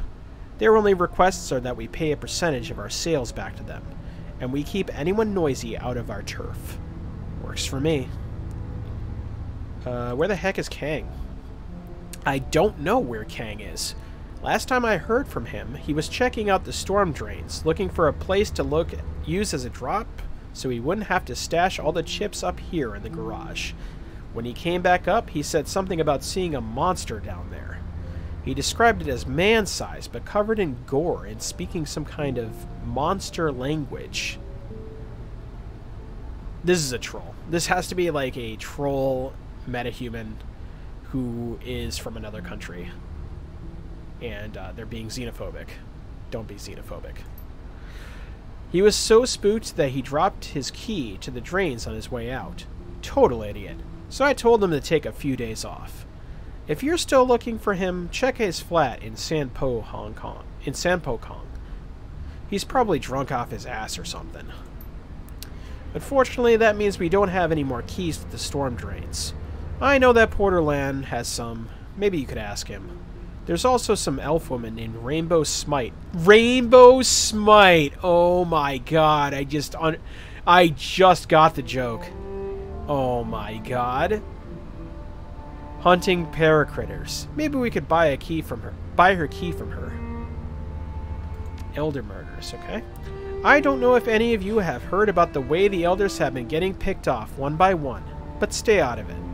They've been nice enough to let us set up shop here, but their business isn't our business.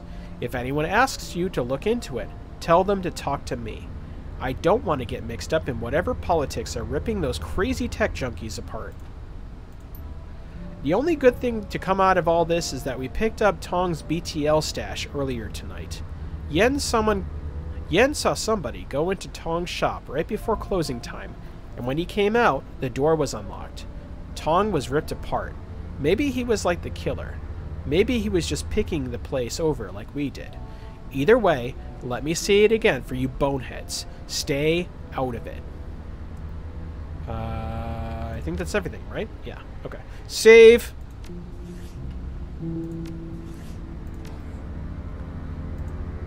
We're going to even create a new save. So we are ensured that we have both a save and a backup save. Alright, let's see what else is around here. Now that I've murdered my right to look around.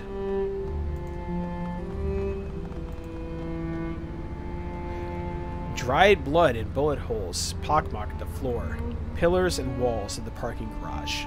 Judging by the amount of blood staining the floor, multiple people died here. To call the scene bloody would be to do it a disservice. This was a massacre of tremendous proportions. So there was a firefight! Look at this, Ojos de Muerte. Duncan points to several scratches on the floor and in the pillar. These scratches look like they're from a long-bladed weapon, like a sword or a machete. With the number of bullet holes in the walls and cars around here, they must have just been spraying wildly. Our killer must have fought the HKPF in here and cut them apart. Since they never found a body, I've got to assume the killer got away. Duncan checks the chamber on his assault rifle. I'll tell you what, I don't want to have to fight this maniac at close range. Yeah, you and me both, brother. Bloody drain, what do we got? Dried blood and clots clog the drain. As you look closer, however, something catches your eye. An off-color red that doesn't match the hues of the gore around the drain. Bending closer, it appears to be a small nugget of some kind. I'm going to fish it. The nugget, upon closer inspection, is a chunk of some kind of synthetic ferroplastic. It's got ragged edges, as if it was broken off a larger object. A number of small marks are particularly obscured by scratches. Well, let's look at the markings. Brushing away some of the dust, you peer at the fragmented bit of ferroplastic. The scratches and markings on the nugget look like Chinese, but despite how closely you look, you cannot decipher their meaning. After a moment, you realize the reason. Not only are these markings fragmentary, but the language is actually Japanese. The characters are close enough to be familiar, but too different for you to read. Maybe an expert in armor or foreign languages could help. You know, I'm not sure who in Whampoa Garden speaks Japanese, but Winkei Kwok has a shop down in Whampoa itself, by where we met the elders. If anybody around here would know about that armor, it would be her. Okay. Cool.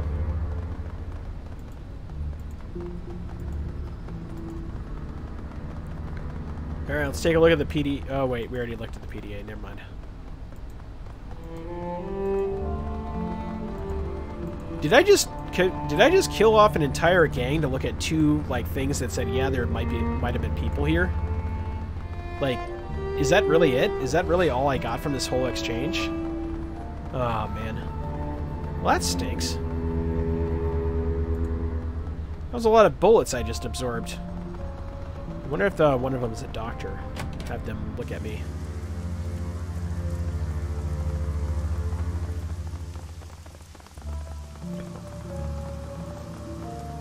Alright, let's see what Porter has to say about that.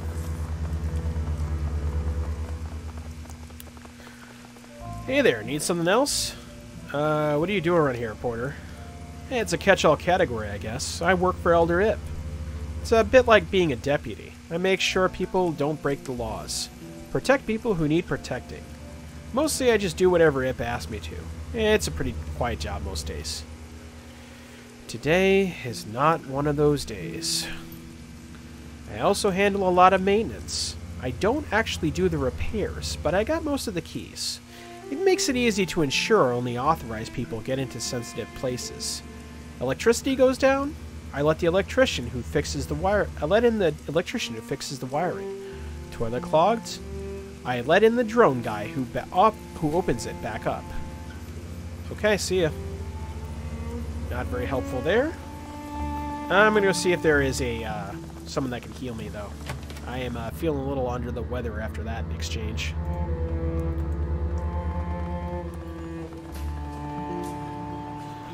Is there anything we can do for you, Ojos de Muerte? I found this necklace down in the sewers. Is it Magpie's? Elder Ip turns the necklace over in his hands and handing it back after a moment. That definitely belonged to Magpie. Here, take the key to our shop. Don't break anything. And don't shut off the servers. Was there anything else? I'll be going now. Joke's on you, I already have a key. Who's Wingcake? Oh, this is the language person. Welcome, madame. Welcome, ma'am. Welcome to Quack Atelier, home of the finest clothing in Wampoa Garden. I am the owner, Master Tailor, Wingcake Quack. How may I serve you today? I didn't expect Wampoa Garden to have a tailor in it. Many people don't. There is a mistaken impression that we Wampoans are only interested in technology and the Matrix. But even technologists need clothing, don't they? Technologists need clothing, even. Don't they? And many of us gravitate towards lines of work where additional protection is required. I myself am a materials scientist, as well as a keen follower of fashion trends. What kind of materials science? Fiber-related, of course. Primarily aramid fibers, graphene composites, and dilettantes. It affords me a certain unique perspective when designing clothing that is not only beautiful, but defensive as well. I specialize in high-fashion body armor, similar to the kind crafted by SecureTech or Vashon Island, but with a much more personal touch. Do you know what kind of armor this piece is from? Perhaps. Let me see it, and I'll tell you what I can find out.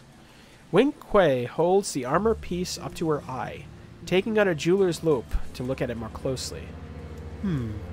Japanese markings. I don't recognize all of them, but this first one is Renraku. It's fairly recognizable to anyone who's used to seeing the name in Hanzai. The composition appears to be high-density ferroceramics, probably a boron carbide with an interwoven bioaramid mesh. The staining on the edges suggests it contains pockets of silica suspended in polyethylene glycol, similar to the commercially sold gel pack technology. This armor could have withstood a significant amount of impact force. Even at standard 7.62mm rounds wouldn't have had much of a chance of penetrating it. So what could penetrate it? High-velocity rounds with a tungsten carbide penetrator would be the most common. This is the kind of thing armor-piercing discarding Sabat rounds were designed to defeat. A dichoted melee weapon could do it as well, but there wouldn't be the kind of splintering at the edge. Same case with EX explosive rounds. We'd see spalling on the backside. Wing Kuei hands the armor piece back to you. Whoever shot this off the owner came loaded with the right kind of weaponry to get the job done, that's for certain. And you don't carry that kind of ordnance around unless you're sure of what you're facing. It's just too expensive for the common carry. Show me what you got. Alright, what do we got? Secure tech armor clothing. Kevlar, yes, I will take one. Individual? What is my current armor outfit? Oh, secure, wow, alright. We're gonna do that. Cool. Goodbye.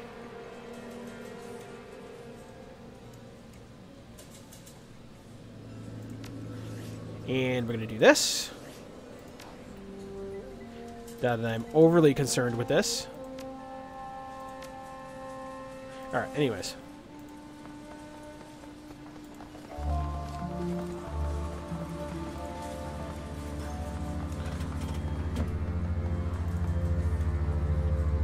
Whoop.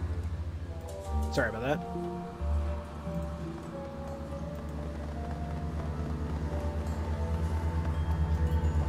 Alright, so I've got keys. I need to save. Not save. I need to get some life back if possible. Oh, there's also another side here. Let's do that before we go to Magpies. Oh, this looks like a combat zone. This bin is full of assorted ships, peripherals, and add-on modules for cyberdecks.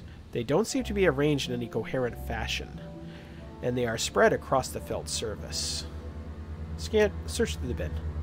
You sift through the display case, searching for anything that might prove interesting. Isabel peers past you into the bin as you search. That's interesting. There's a lot of storage memory, I/O handlers, and active memory in this bin. I'm not seeing any MPCP hardware, response increase chips, or anything related to the hot shit decking Magpie was supposed to be into. In fact, you couldn't even build a full deck with this. Without the MPCP, it would be just a glorified comlink. What do you think it means? Well, if I had to guess, I'd say somebody's cleaned her out. MPCP, response increase, biofeedback filters, and all that. They're easy to move, expensive, and highly illegal. All the rest of this crap is good, but it's nothing you couldn't pick up at any electronics shop. You'd have to know what you're looking for, though. Only a good decker would know what they're seeing. Could Magpie have taken them with her? Isabel gestures towards one of the other displays. A pair of small cyberdecks sit inside the locked case. I guess so.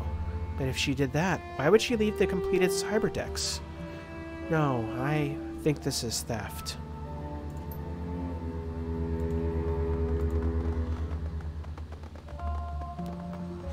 The front of the server's case hangs open, the inner machinery quiet and without power.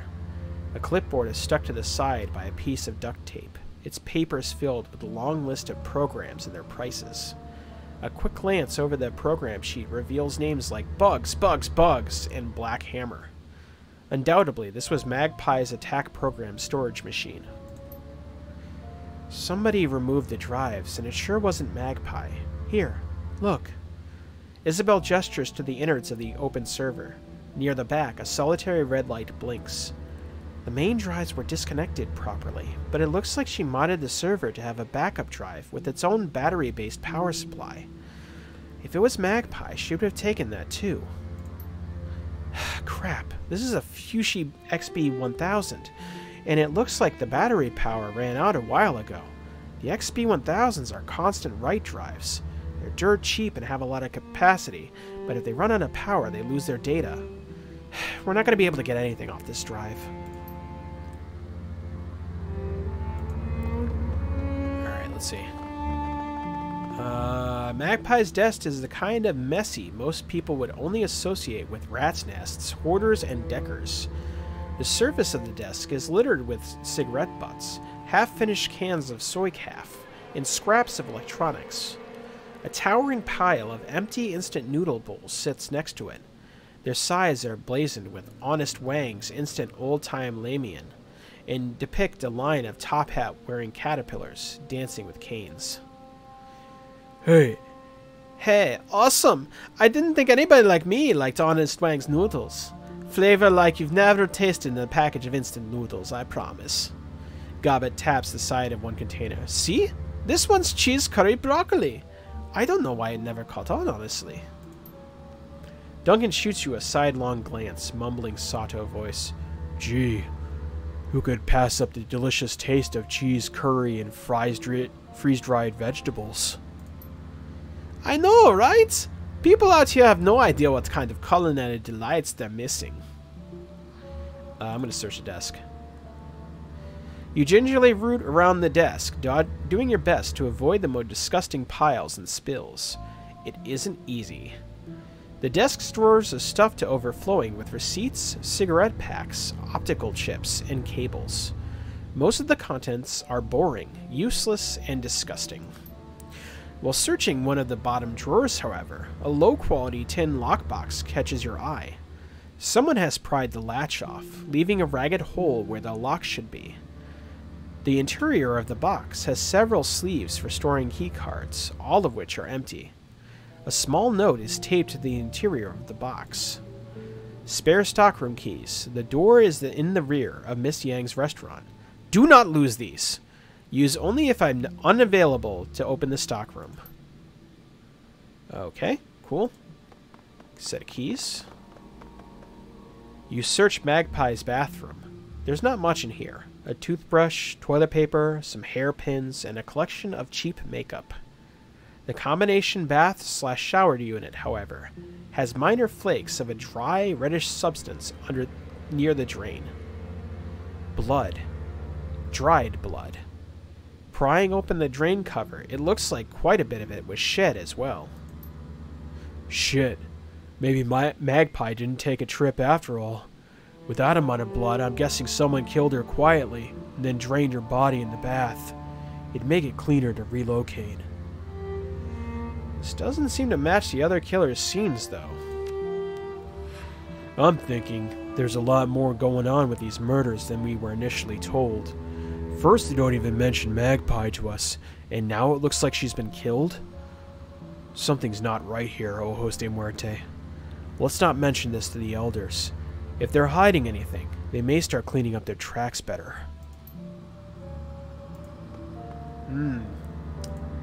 Planned hit? I don't know.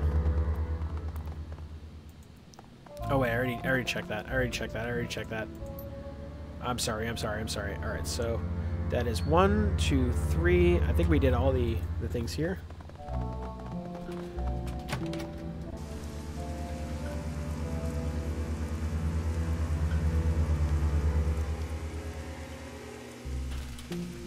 Alright, so with that,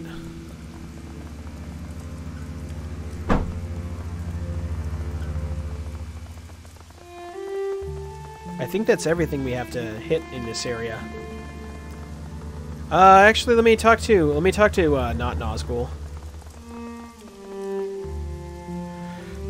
Demergo's gotten himself a new cup of soy calf. He must run on that stuff. As you approach, he lifts in his salute. Hey again. Any new developments you need my help with? Whoever fought the police in the garage did it at close range, with a blade. That's definitely unusual. There are a lot of people in Hong Kong who could fight with a blade, and not many of them could take on 4 police officers and win. That's a losing fight, even for the best gangers out here. Whoever you're looking for, they're no common killer. What can you tell me about the Wampoans? I don't know much. Even though I've been out here for almost 2 years, I'm an outsider. They don't really accept anyone who's not as much of a tech nut as they are. I'm just the crazy mage that lives down the road. Demergo pauses and looks off into the distance as he collects his thoughts. Ip's got some heavy-duty cyberware. Basically an enforcer for the rest of the council. He doesn't seem to set much policy. Ning is a shaman that worships machine spirits. It's all a bunch of hokum, if you ask me. Magic is magic. Whatever you don't want to call the source is fine by me. But don't ask me to believe in the great spirit of electronics. As for everybody else, they tend to be an okay bunch. A bit strange, but that's fringe culture for you. They scrounge tech, rebuild it, sell it off. Some of them even have their own autofab shops. Their stuff's pretty high quality, too. People from all over Asia come to shop here, if they need something rare or unusual. Tight-knit community, all things considered. See you later. Alright, guess we're going into Magpie's stockroom. Alrighty. Here's hoping we don't die because the creature feature monster is about to jump at me. It's totally going to happen. This box is packed full of odds and ends. It nearly overflows with this collection of knickknacks, souvenirs, and associated... Yep, this is a serial killer den. And associated personal effects. There is no rhyme or reason to the collection of items. They appear to have been thrown in haphazardly. Among the contents are charms from various temples, a wooden mask, and a paper fan. The wooden mask is extremely light. It's been painted a pale white, and the surface is almost as smooth as porcelain. Delicate features and lifted eyebrows are matched with bright red lips and delicately carved teeth. The teeth have been stained to a deep black. Examine the charms. The small charms are square cloth packets, each approximately 1 inch wide and 3 inches tall. They come in with a variety of bright colors, and are embroidered with characters for prosperity, peace, wealth, and protection. Inside each appears to be a folded paper prayer or fortune, written in Japanese. Examine the paper fan. Unfolding the fan, you tilt it up to the light to examine it. The image depicts an East Asian city from the 19th century or earlier, curved roofs at sunset, beside a deep blue river. 2 ships sail down the river, which is in turn spanned by a long wooden bridge. In the foreground, laborers carry buckets along the shore as a man on horseback rides in the opposite direction. In the distance, a pair of large red buildings dominate the city's skyline. 1 large temple hall and a 5-tiered pagoda. As you step away from the box, you hear a slight click in the distance. The sound of the door's latch shutting. You are no longer alone in the stockroom. Yep, I figured. I knew it was an ambush.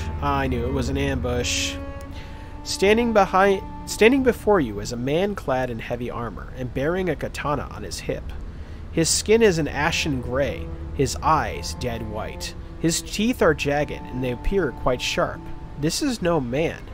This is a ghoul. Holy crap, what the hell? The ghoul's blind eyes search back and forth as it regards you. It cannot see you, but you have a sense that it knows exactly where you are at all times. Ah, a hired gun. No doubt brought to bear against me by the Wampoan elders, as a means by which they can lift the curse plaguing them. I salute your tenacity, but I wonder, will you hear me out before raising your weapon to kill me? You don't seem interested in eating me. Yes, as I am not only talking, I am reasoning as well. And, since you have not attempted to kill me, your own higher faculties are engaged. I am a curiosity to you. The ghoul bares his teeth, breath rasping over them as he inhales. You wish to do... You wish... Whoa. Hello, typo. You wish to know not only what I am, but what I have done. As for who, you may call me Gaishu. I know who you are. You're the one killing the Wampoan elders. You are correct. I have killed all the Wampoan elders to date, though only Elder Magpie was according to my initial plan. I regret the deaths of the other elders, but it was necessary. Explain yourself? This affair began simply enough. As you surmise, I am not someone who can be seen in public without great risk. Whampoa Garden is an excellent place to hide. No police or triad presence, and minimal interest in things that lurk in the shadows. Unfortunately for me, Elder Ning discovered me through communion with her spirits. Rather than kill or chase me away, she came to me with a proposition. Ning and the other elders were having problems with one of their number. An elder named Magpie had been holding many of their plans hostage and would not budge. They could not remove Magpie, however, because her services were too useful to the Whampoans at large. Ning offered me payment to dispose of Magpie, and I accepted. Oh, he's a hired kill. Oh my god. Why are they having you investigate then? Wu shoots at you a sidelong glance, tusks bared as he grits his jaw. Why the hell are we talking to this thing, Ojos de Muerte? It's a goddamn ghoul, and you know what they're like. Wow, racist much, Duncan? Jeez. Really? What, pray tell, am I like? All teeth and claws and bad manners, I expect. Gaishu's tone is amused, despite the harshness of his rasping voice. Really? You want to crack jokes, you cannibal? Wu takes an involuntary step forward, raising his rifle. You're the kind of monster that would devour an entire family just because it's convenient. Remember the 162s, Ojos de Muerte? He's just like them. The 162s were a gang, Wu, in the Barrens. Like that makes a bit of difference. Go on, then. Talk to the monster, but I'm keeping my finger on the goddamn trigger. I believe that we were speaking of the Elder's plans to have me kill Magpie. Surely, you must be a little curious about that. You didn't clean up all of her blood. I found some in her drain. Ah, unfortunate. I had thought I was careful enough. Having it on my hands must have obscured my sense of smell enough that I missed the last remnants in the drain. I disposed of Magpie's body by emptying the blood in her bathroom. Then I cut her up into more portable pieces. Those were placed in the plastic tarp, which I took to the storm drains and hid. Gaishu nonchalantly waves a hand, his tone flat and unconcerned. It's unfortunate, but my survival depends on the consumption of raw metahuman flesh. Letting such nourishment go to waste would be a foolish error. But why kill the others, then? I contacted the elders, not in person, of course, and they arranged to exchange payment. I assumed that since the job was done, Ning would be a woman of her word. Baring his teeth, Gaishu hisses his next words across clenched teeth. I was mistaken. No, wait, so... Oh my god, what? These people are the worst. You're terrible at crime. How are the elders so terrible at crime? I arrived at the nearby parking garage the elders had told me about. They cleared out the other Whampoans under some pretense, though I'm not sure what ruse they used. The elders never showed up. Instead, several members of the Hong Kong police force arrived.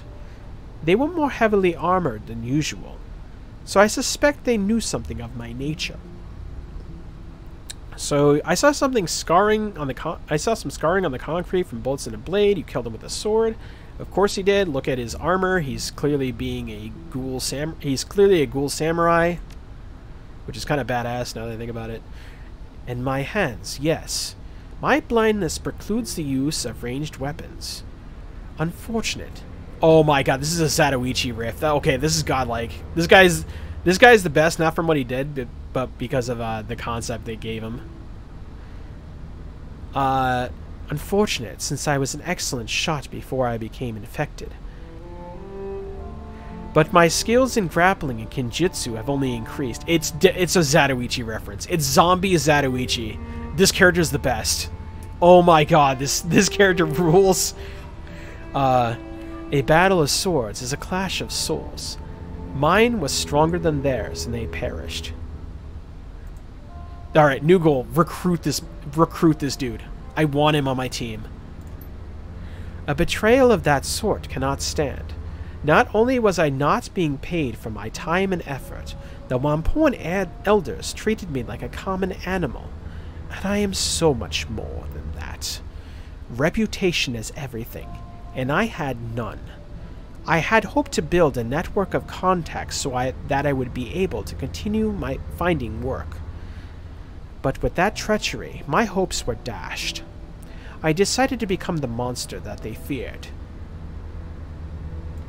Honestly, get him. Like, honestly, look at him. I know he's a bad boy and he's done bad things, but he right though. These elders are the worst. One by one, I have eliminated them. They know how to contact me, and could have ended their nightmare at any time by making amends. I would have asked for more money, but I would have ceased my hunt. Yet they did not. Instead, they contacted you, no doubt asking you to eliminate me where the police had failed. So I ask you, what now? What will you do? Will you attempt to finish what the Wampoans started? Or will you treat me with the same humanity as I have shown you? Let me ask you some questions. Very well. What would you like to know? Yeah, 100%. 100,000%. How dare they? Jeez. The epitome of getting the poor to work the rich person's problems. Like, fuck these people. These are the worst. Is this from your armor? Yeah, why would the elders have you killed instead of paying you? Because it seems like he is overqualified for this job that they hired him to do. And then they try to screw this guy. And then they get surprised that he's able to take out all their agents because they were the ones that hired him and knew of his abilities. Hello? What? Just pay the man. You did a business. Good lord, all this could have been avoided. Any number of reasons. They are notorious cheapskates and will always try to save money when dealing with outsiders. It could be that their natural inclination towards profit. Sometimes I forget how to speak English. I apologize. They may recognize me as subhuman. They may regard me as subhuman, and therefore unworthy of respect. It could be that they felt I was too dangerous to allow to live. It could even be that they simply did not like me. The net result is the same, however. They reneged on a deal we brokered and attempted to have me killed. A message must be sent. Blood must be paid. As they have hired you to kill me, they obviously have not learned a lesson. If I let you live, what will you do? Yeah, this dude is way more reasonable than everyone else. Everyone else, fuck everyone else involved. They're all the worst. This dude is just being a hired gun. And he's mad that they didn't pay him. Come on. This is the dark future. You should know how to, treat stuff like this as a proper business. Instead of just, trying to worm your way out of paying a hired gun who is way more capable than you of doing the thing that you paid him to do. What? You're stupid.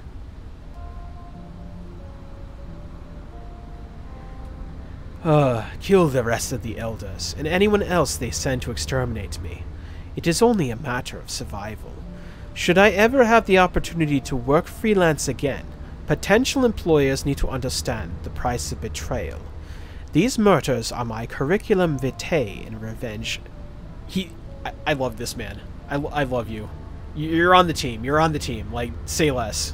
I'm putting the finger on the lips. Shh. We know. Is this from your armor? Ah, yes. I felt a ragged edge on one shoulder plate. I assumed it was removed when one of the police officers shot me with his rifle. The hazards of war include unkempt attire, unfortunately. Some of them, not all. My condition requires that I consume raw metahuman flesh.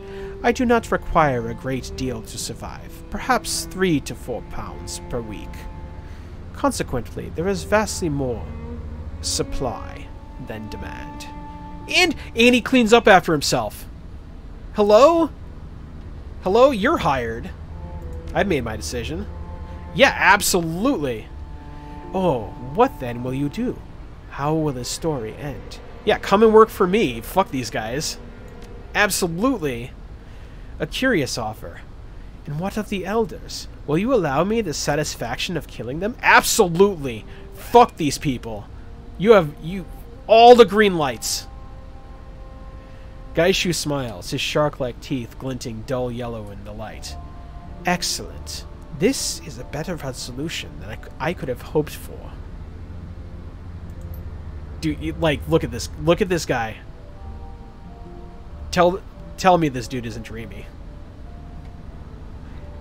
Let us wait until a bit later in the night.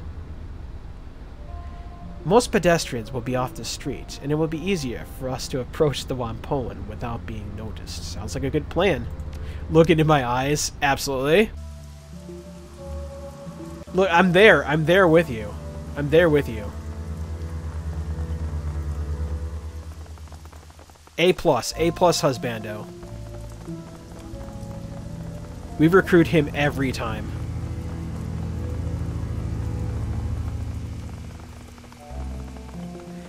All right, let's go murder the elders. I mean, clearly they're in the wrong, right?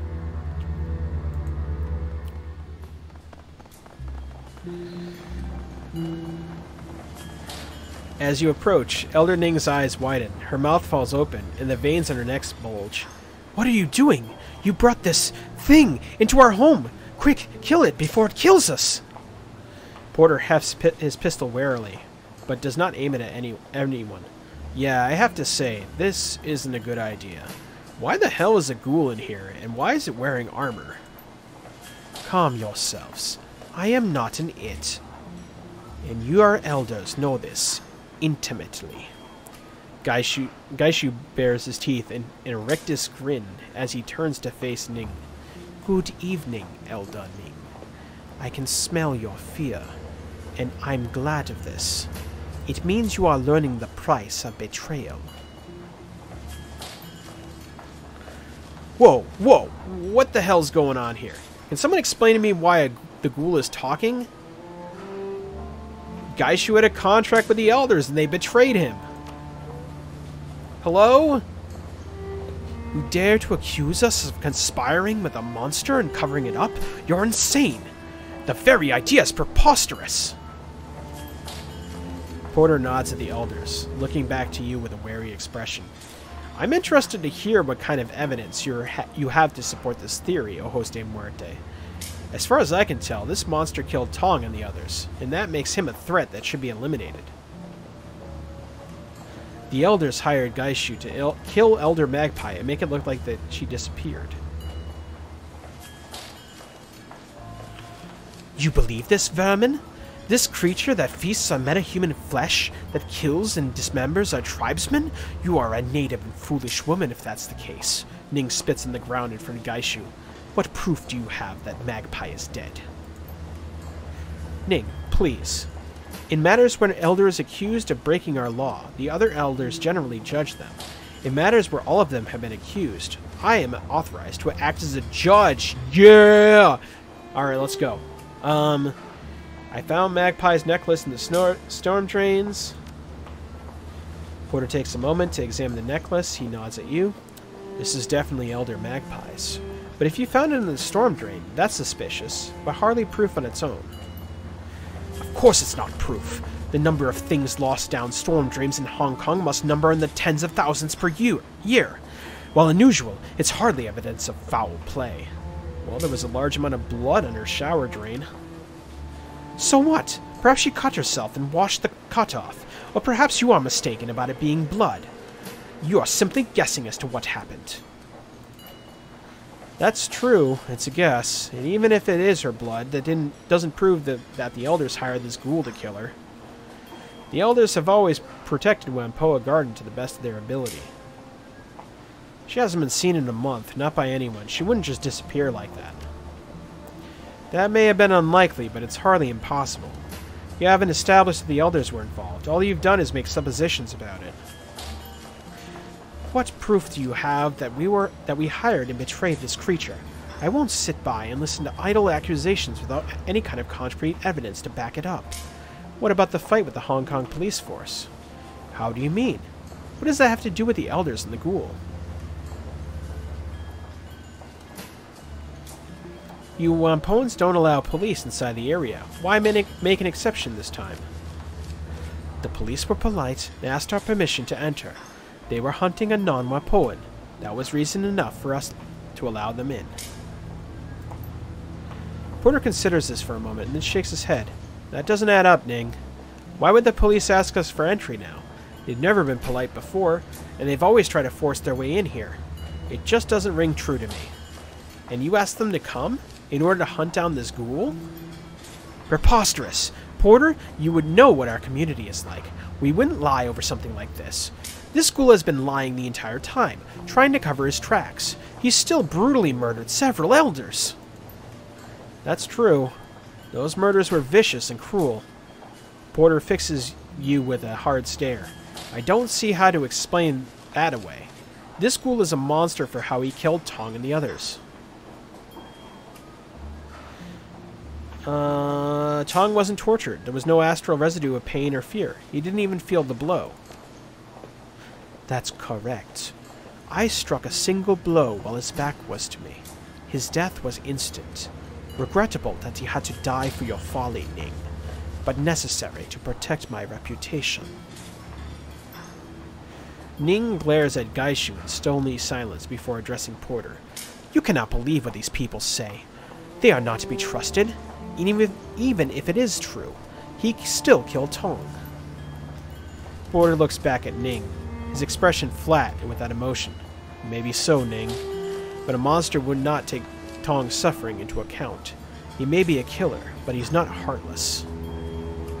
The scene of Tong's murder, like the others, was a deliberate sham. It was made to look more horrific than it was. Which is true. We've already established that. I believe you. The blood smeared on the walls, the removal of his skin, that's a scene designed to evoke horror, not the scene of an actual fight. Elders, what do you have to say in response? This is a farce. We have dedicated ourselves to protecting the Whampoan tribe and everyone who lives in the Whampoa Garden. Do you really believe outsiders and monsters over our word? We who have only tried to end the killings? You've been duped, Porter. You and this Shadowrunner. I concur. Porter, you know me. You're the kind of guy I am. I wouldn't be party to the killing of another Elder. I can't believe we've been even entertaining the notion that we have to defend ourselves. We should be disposing of this ghoul instead.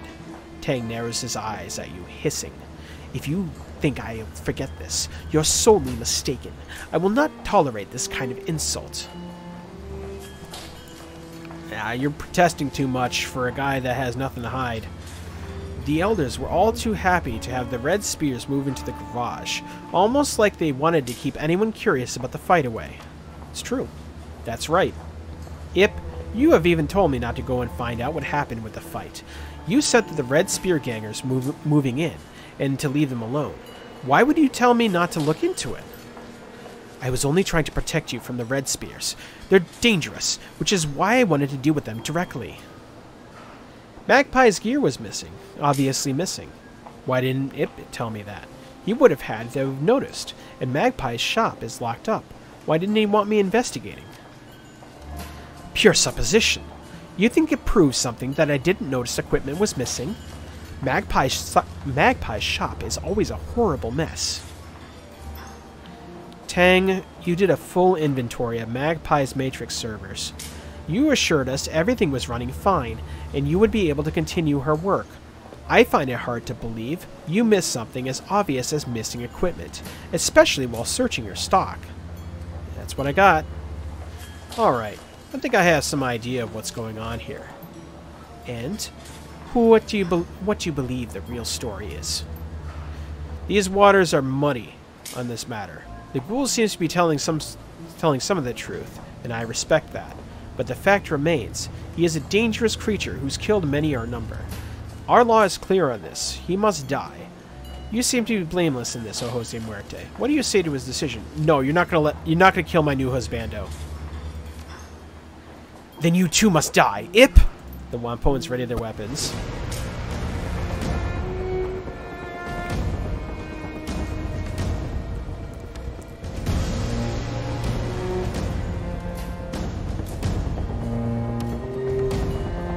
Alright. Shit.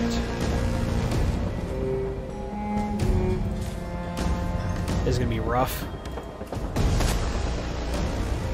Because there was no place for me to... There's no place where I found healing. So we're doing this live. Alright, well...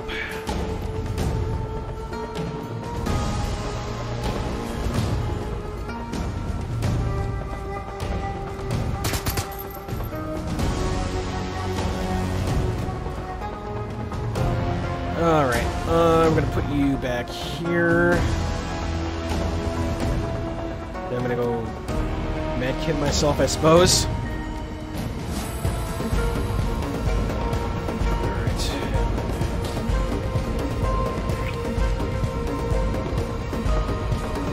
I'll drop it right here. Nice.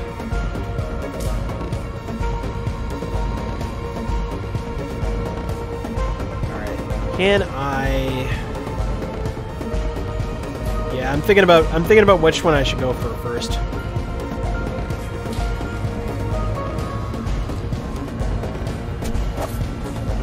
Damn, all right.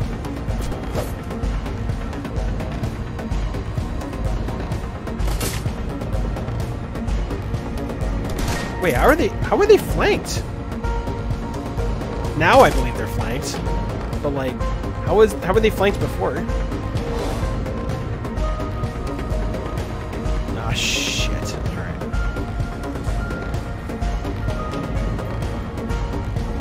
We're moving her out of the way. And hopefully I can take this guy out. Ah, shit. God damn it. Alright.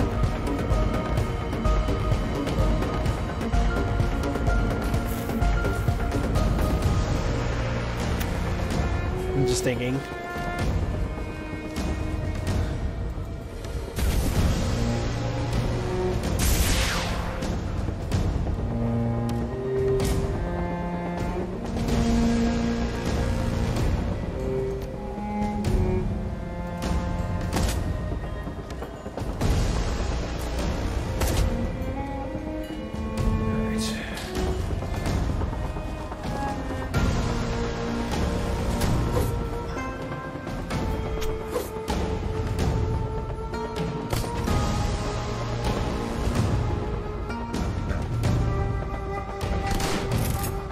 Whew, alright. Cool, cool, cool.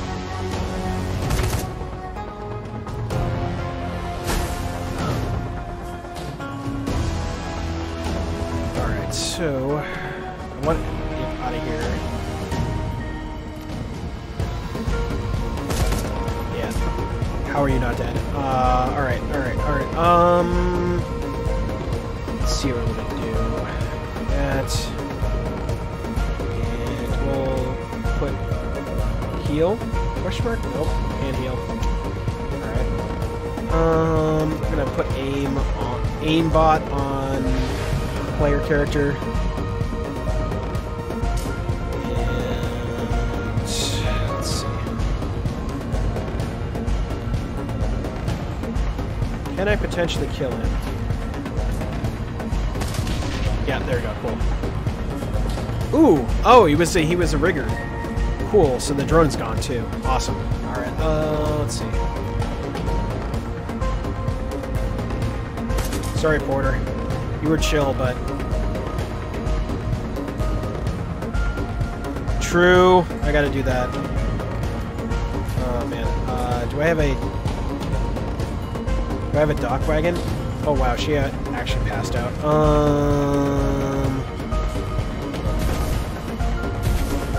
Ah, shit. Save medkit. Nope. Okay, we're back. Good, good, good. Oh, shit, that was really dumb.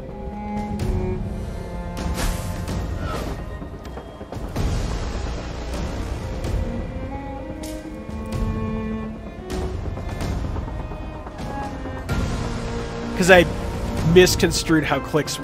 I misconstrued the amount of clicks I would have to do. Wasn't my brightest moment.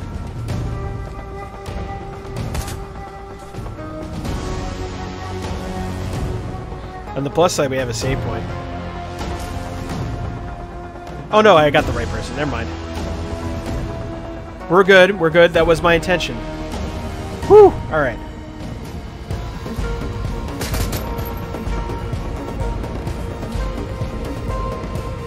I'm gonna go for it. Nice. Cool.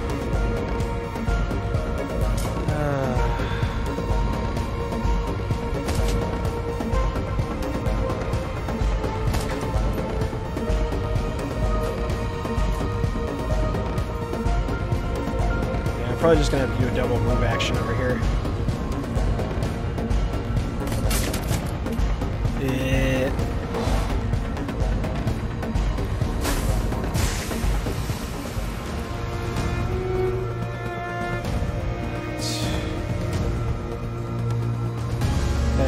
Better. There we go. Perfect. Aim shot to the head. Nice. Perfect. Alright. Time to finish the fight.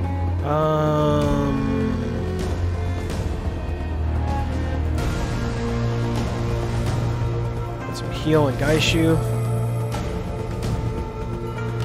Then I'm gonna post haste, do haste on co-host again. Alright.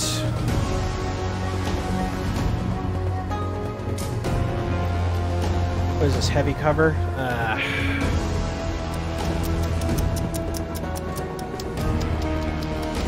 Okay. I'm gonna still go for it.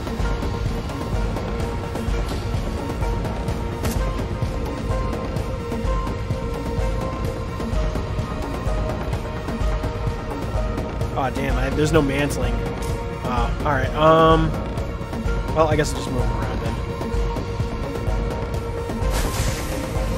Ow. Change this out. 96.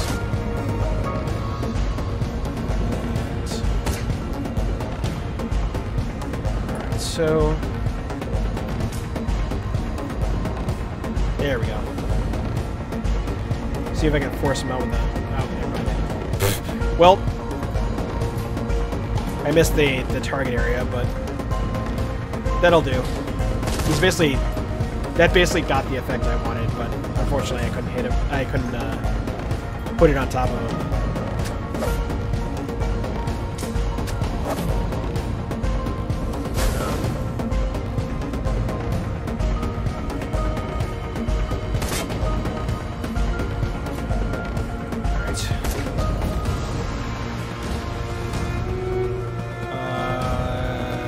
Haste on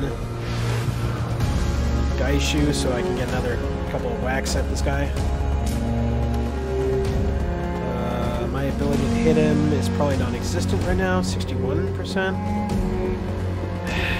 Shoot. I'm just gonna do Overwatch.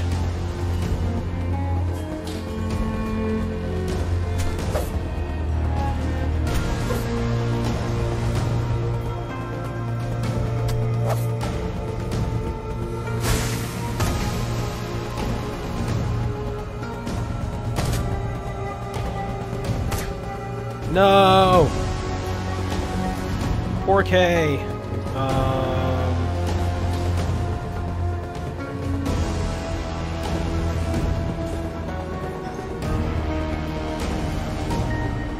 There's gonna be just a lot of people, like, flanking this dude and pot-shotting him.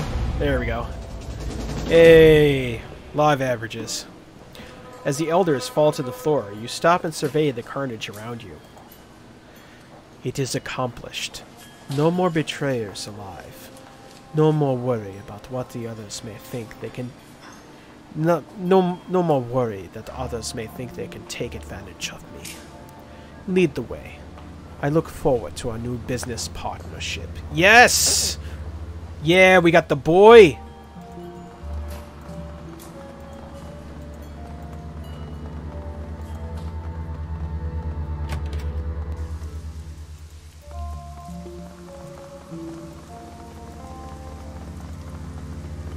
Alright, let's get out of here.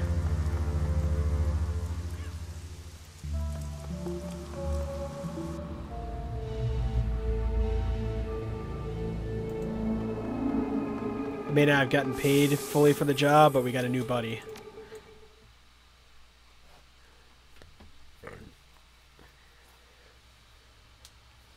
The MTR rockets noiselessly towards Hioi. The MTR rockets noiselessly towards Hioi along the edge of the Kulam Bay. The black water glitters in the night with the light of 1,000 reflected storefronts. Gaishu stares sightlessly out the window, one hand pressed to the glass. The Wampoan elders are dead. They forced your hand and paid the price for it. Their story was a cleverly crafted lie, meant to put the ghoul to death for their greed. But was the trade you made worth it? The uncertainty of that choice is clouded as the sky above you. I think it was a better choice. Fuck those elders. How dare you waste my time? The audacity. You know you did it. You're wasting everyone's time involved.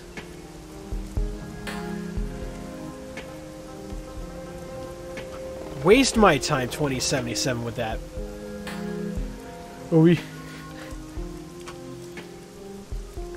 Oh, could you fix my problems for me? I promise I'm a victim. A disheveled man in filthy rags teeters on the sidewalk, wobbling on unsteady legs. His bloodshot eyes dart about desperately, and the acrid sweat odor that wafts off him buzzes unpleasantly on your nostrils. You okay, man? Steven Dynamite is his name? Oh my god. You have to help me, man. His teeth grind as his grip tightens. His hand feels like a vice. I need your help. Look, I don't have to do anything. Now step back or you're going to regret it. The man's grip tightens further. He pulls you in closer, and you notice that his tattered clothing bears designer logos. I'll make it worth your while. Just talk to Handsome Lee for me.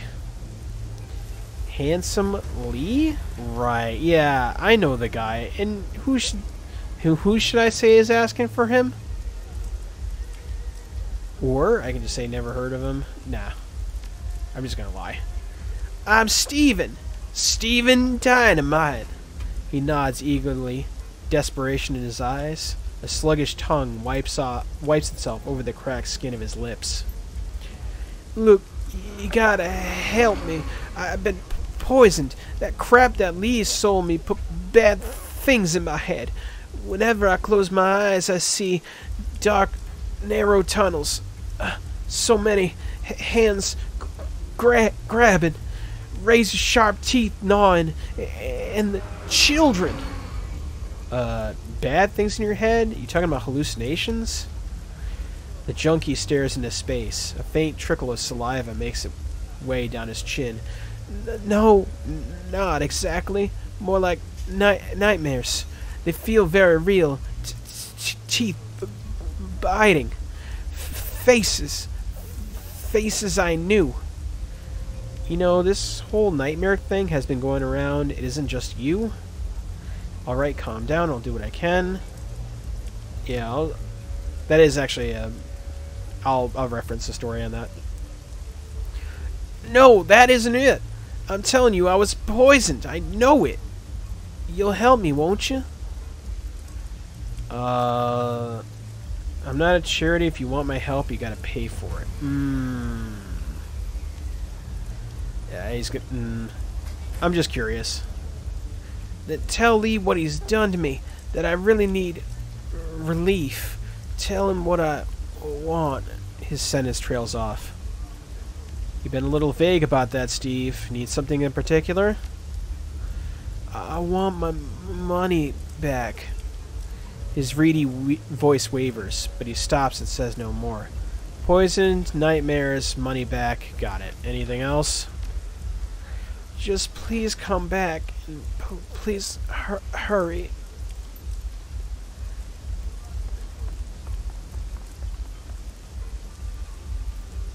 Alright. Like most troll bouncers, this man is knotted with muscles, but absent are the myriad scars that come with age or indiscretion. His only blemishes are the bony skin growths common to his kind, and a single deep scar across his neck and collarbone. You watch yourself in there, or we check your aerodynamics. And what will you do if I don't? Anyone who causes trouble, I see how far I can throw 'em. No fighting, no killing, no sex trade. He lifts an arm, flexing. His muscles jump out like a mass of serpents in steel cabling. His arm is easily as thick as most humans' waists. I don't mess around. Okay.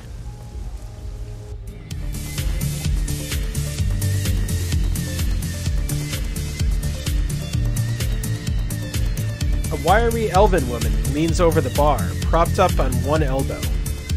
She glances back at you over her shoulder as you approach. Oh, elbow. I just saw that. As you approach, lifting a half-empty glass to her lips.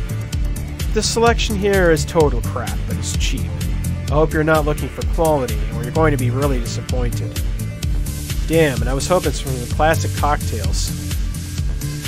The woman snorts and dips her pinky into the drink to fish out a stray gnat. If you ask real nice, I think they got some of that tonic water in the fridge. Aside from that, you're just as likely to get drain cleaner as you are a splash of bitters. Even a simple Manhattan's probably beyond the means of this joint. Call me X-Flow, by the way. X-Flow regards you calmly, her eyes calculating. After a few seconds, she nods. Maybe we can help each other. How do you mean? I've got good eyes for people in the business, and believe me, you smell like Shadowrunners and Nguyen. Plus, everybody here has been talking about Kindly's new hired help. I'm out here for work. You need any backup? I'm available. What's your specialty? I'm what the eggheads call the Mystic Adept. Kind of a physical adept magician. I throw spells, and I can kill with the touch. I'm rarer than unicorns, my friend. X-Flow lifts her glass, draining the last of it. Cheers! See you, X-Flow. See ya. You know how to find me if you need me.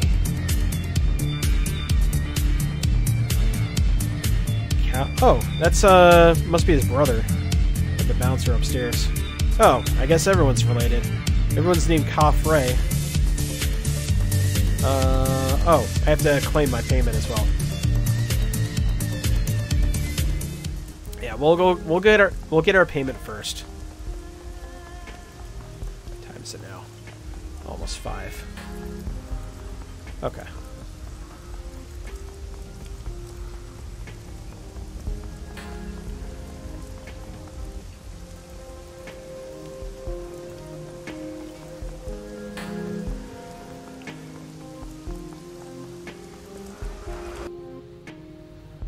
Alright, gonna go collect my payment.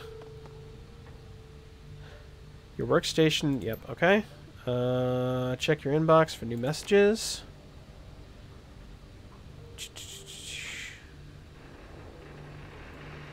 Okay. Oh, my mission computer. Never mind, I'm in the wrong place. Claim payment for the Wampoa Gardens. You submit the job is finished and await the response. A few moments later, a message pops up into the screen. I asked you to solve a problem, And your method of solving it is kill the people I was doing a favor for? I have half a mind to throw you into the goddamn bay. Still, the Wampoans are now more afraid of me than ever, and the money started flowing again. So I suppose that's something. I've attached your payment. The Wampoans made it explicitly clear that they wouldn't have paid at all, except to ensure you never come back to the gardens. Next time, try not to fuck the job up so much. I may not be as forgiving. Thanks kindly. Thank you kindly, you might say. Alright. And we're going to walk away. And with that, I think what we're going to do after I save, where I'm reminded, what I will do is I will save, and we will continue this on the next time we are unable to do Cyberpunk Red Saturdays. Anyways, thank you all for watching. And yeah, like seriously, what? Oh man, what a small. So unfortunate, so unfortunate. I got nothing out of that. Like, come on, easy operation on that. But anyways, yeah. Next Saturday we expect hopefully Angel's piping problem at their house has resolved itself, or at least there's some kind of solution. Fingers crossed on that. But aside from that, barring any other unforeseen circumstances, we should be back to our regularly scheduled program on next Saturday. Hopefully also around 2 p.m. We're attempting to shoot for that being the consistent time frame for that. But yes, thank you all for watching. And I am looking to see if there's anyone I can send you over to.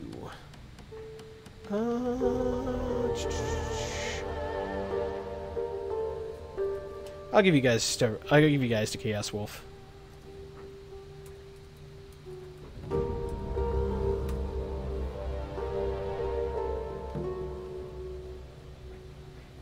Yeah, be sure to give them a follow. They're really they do boomer shooters and classic like first-person shooters, and they speedrun them, and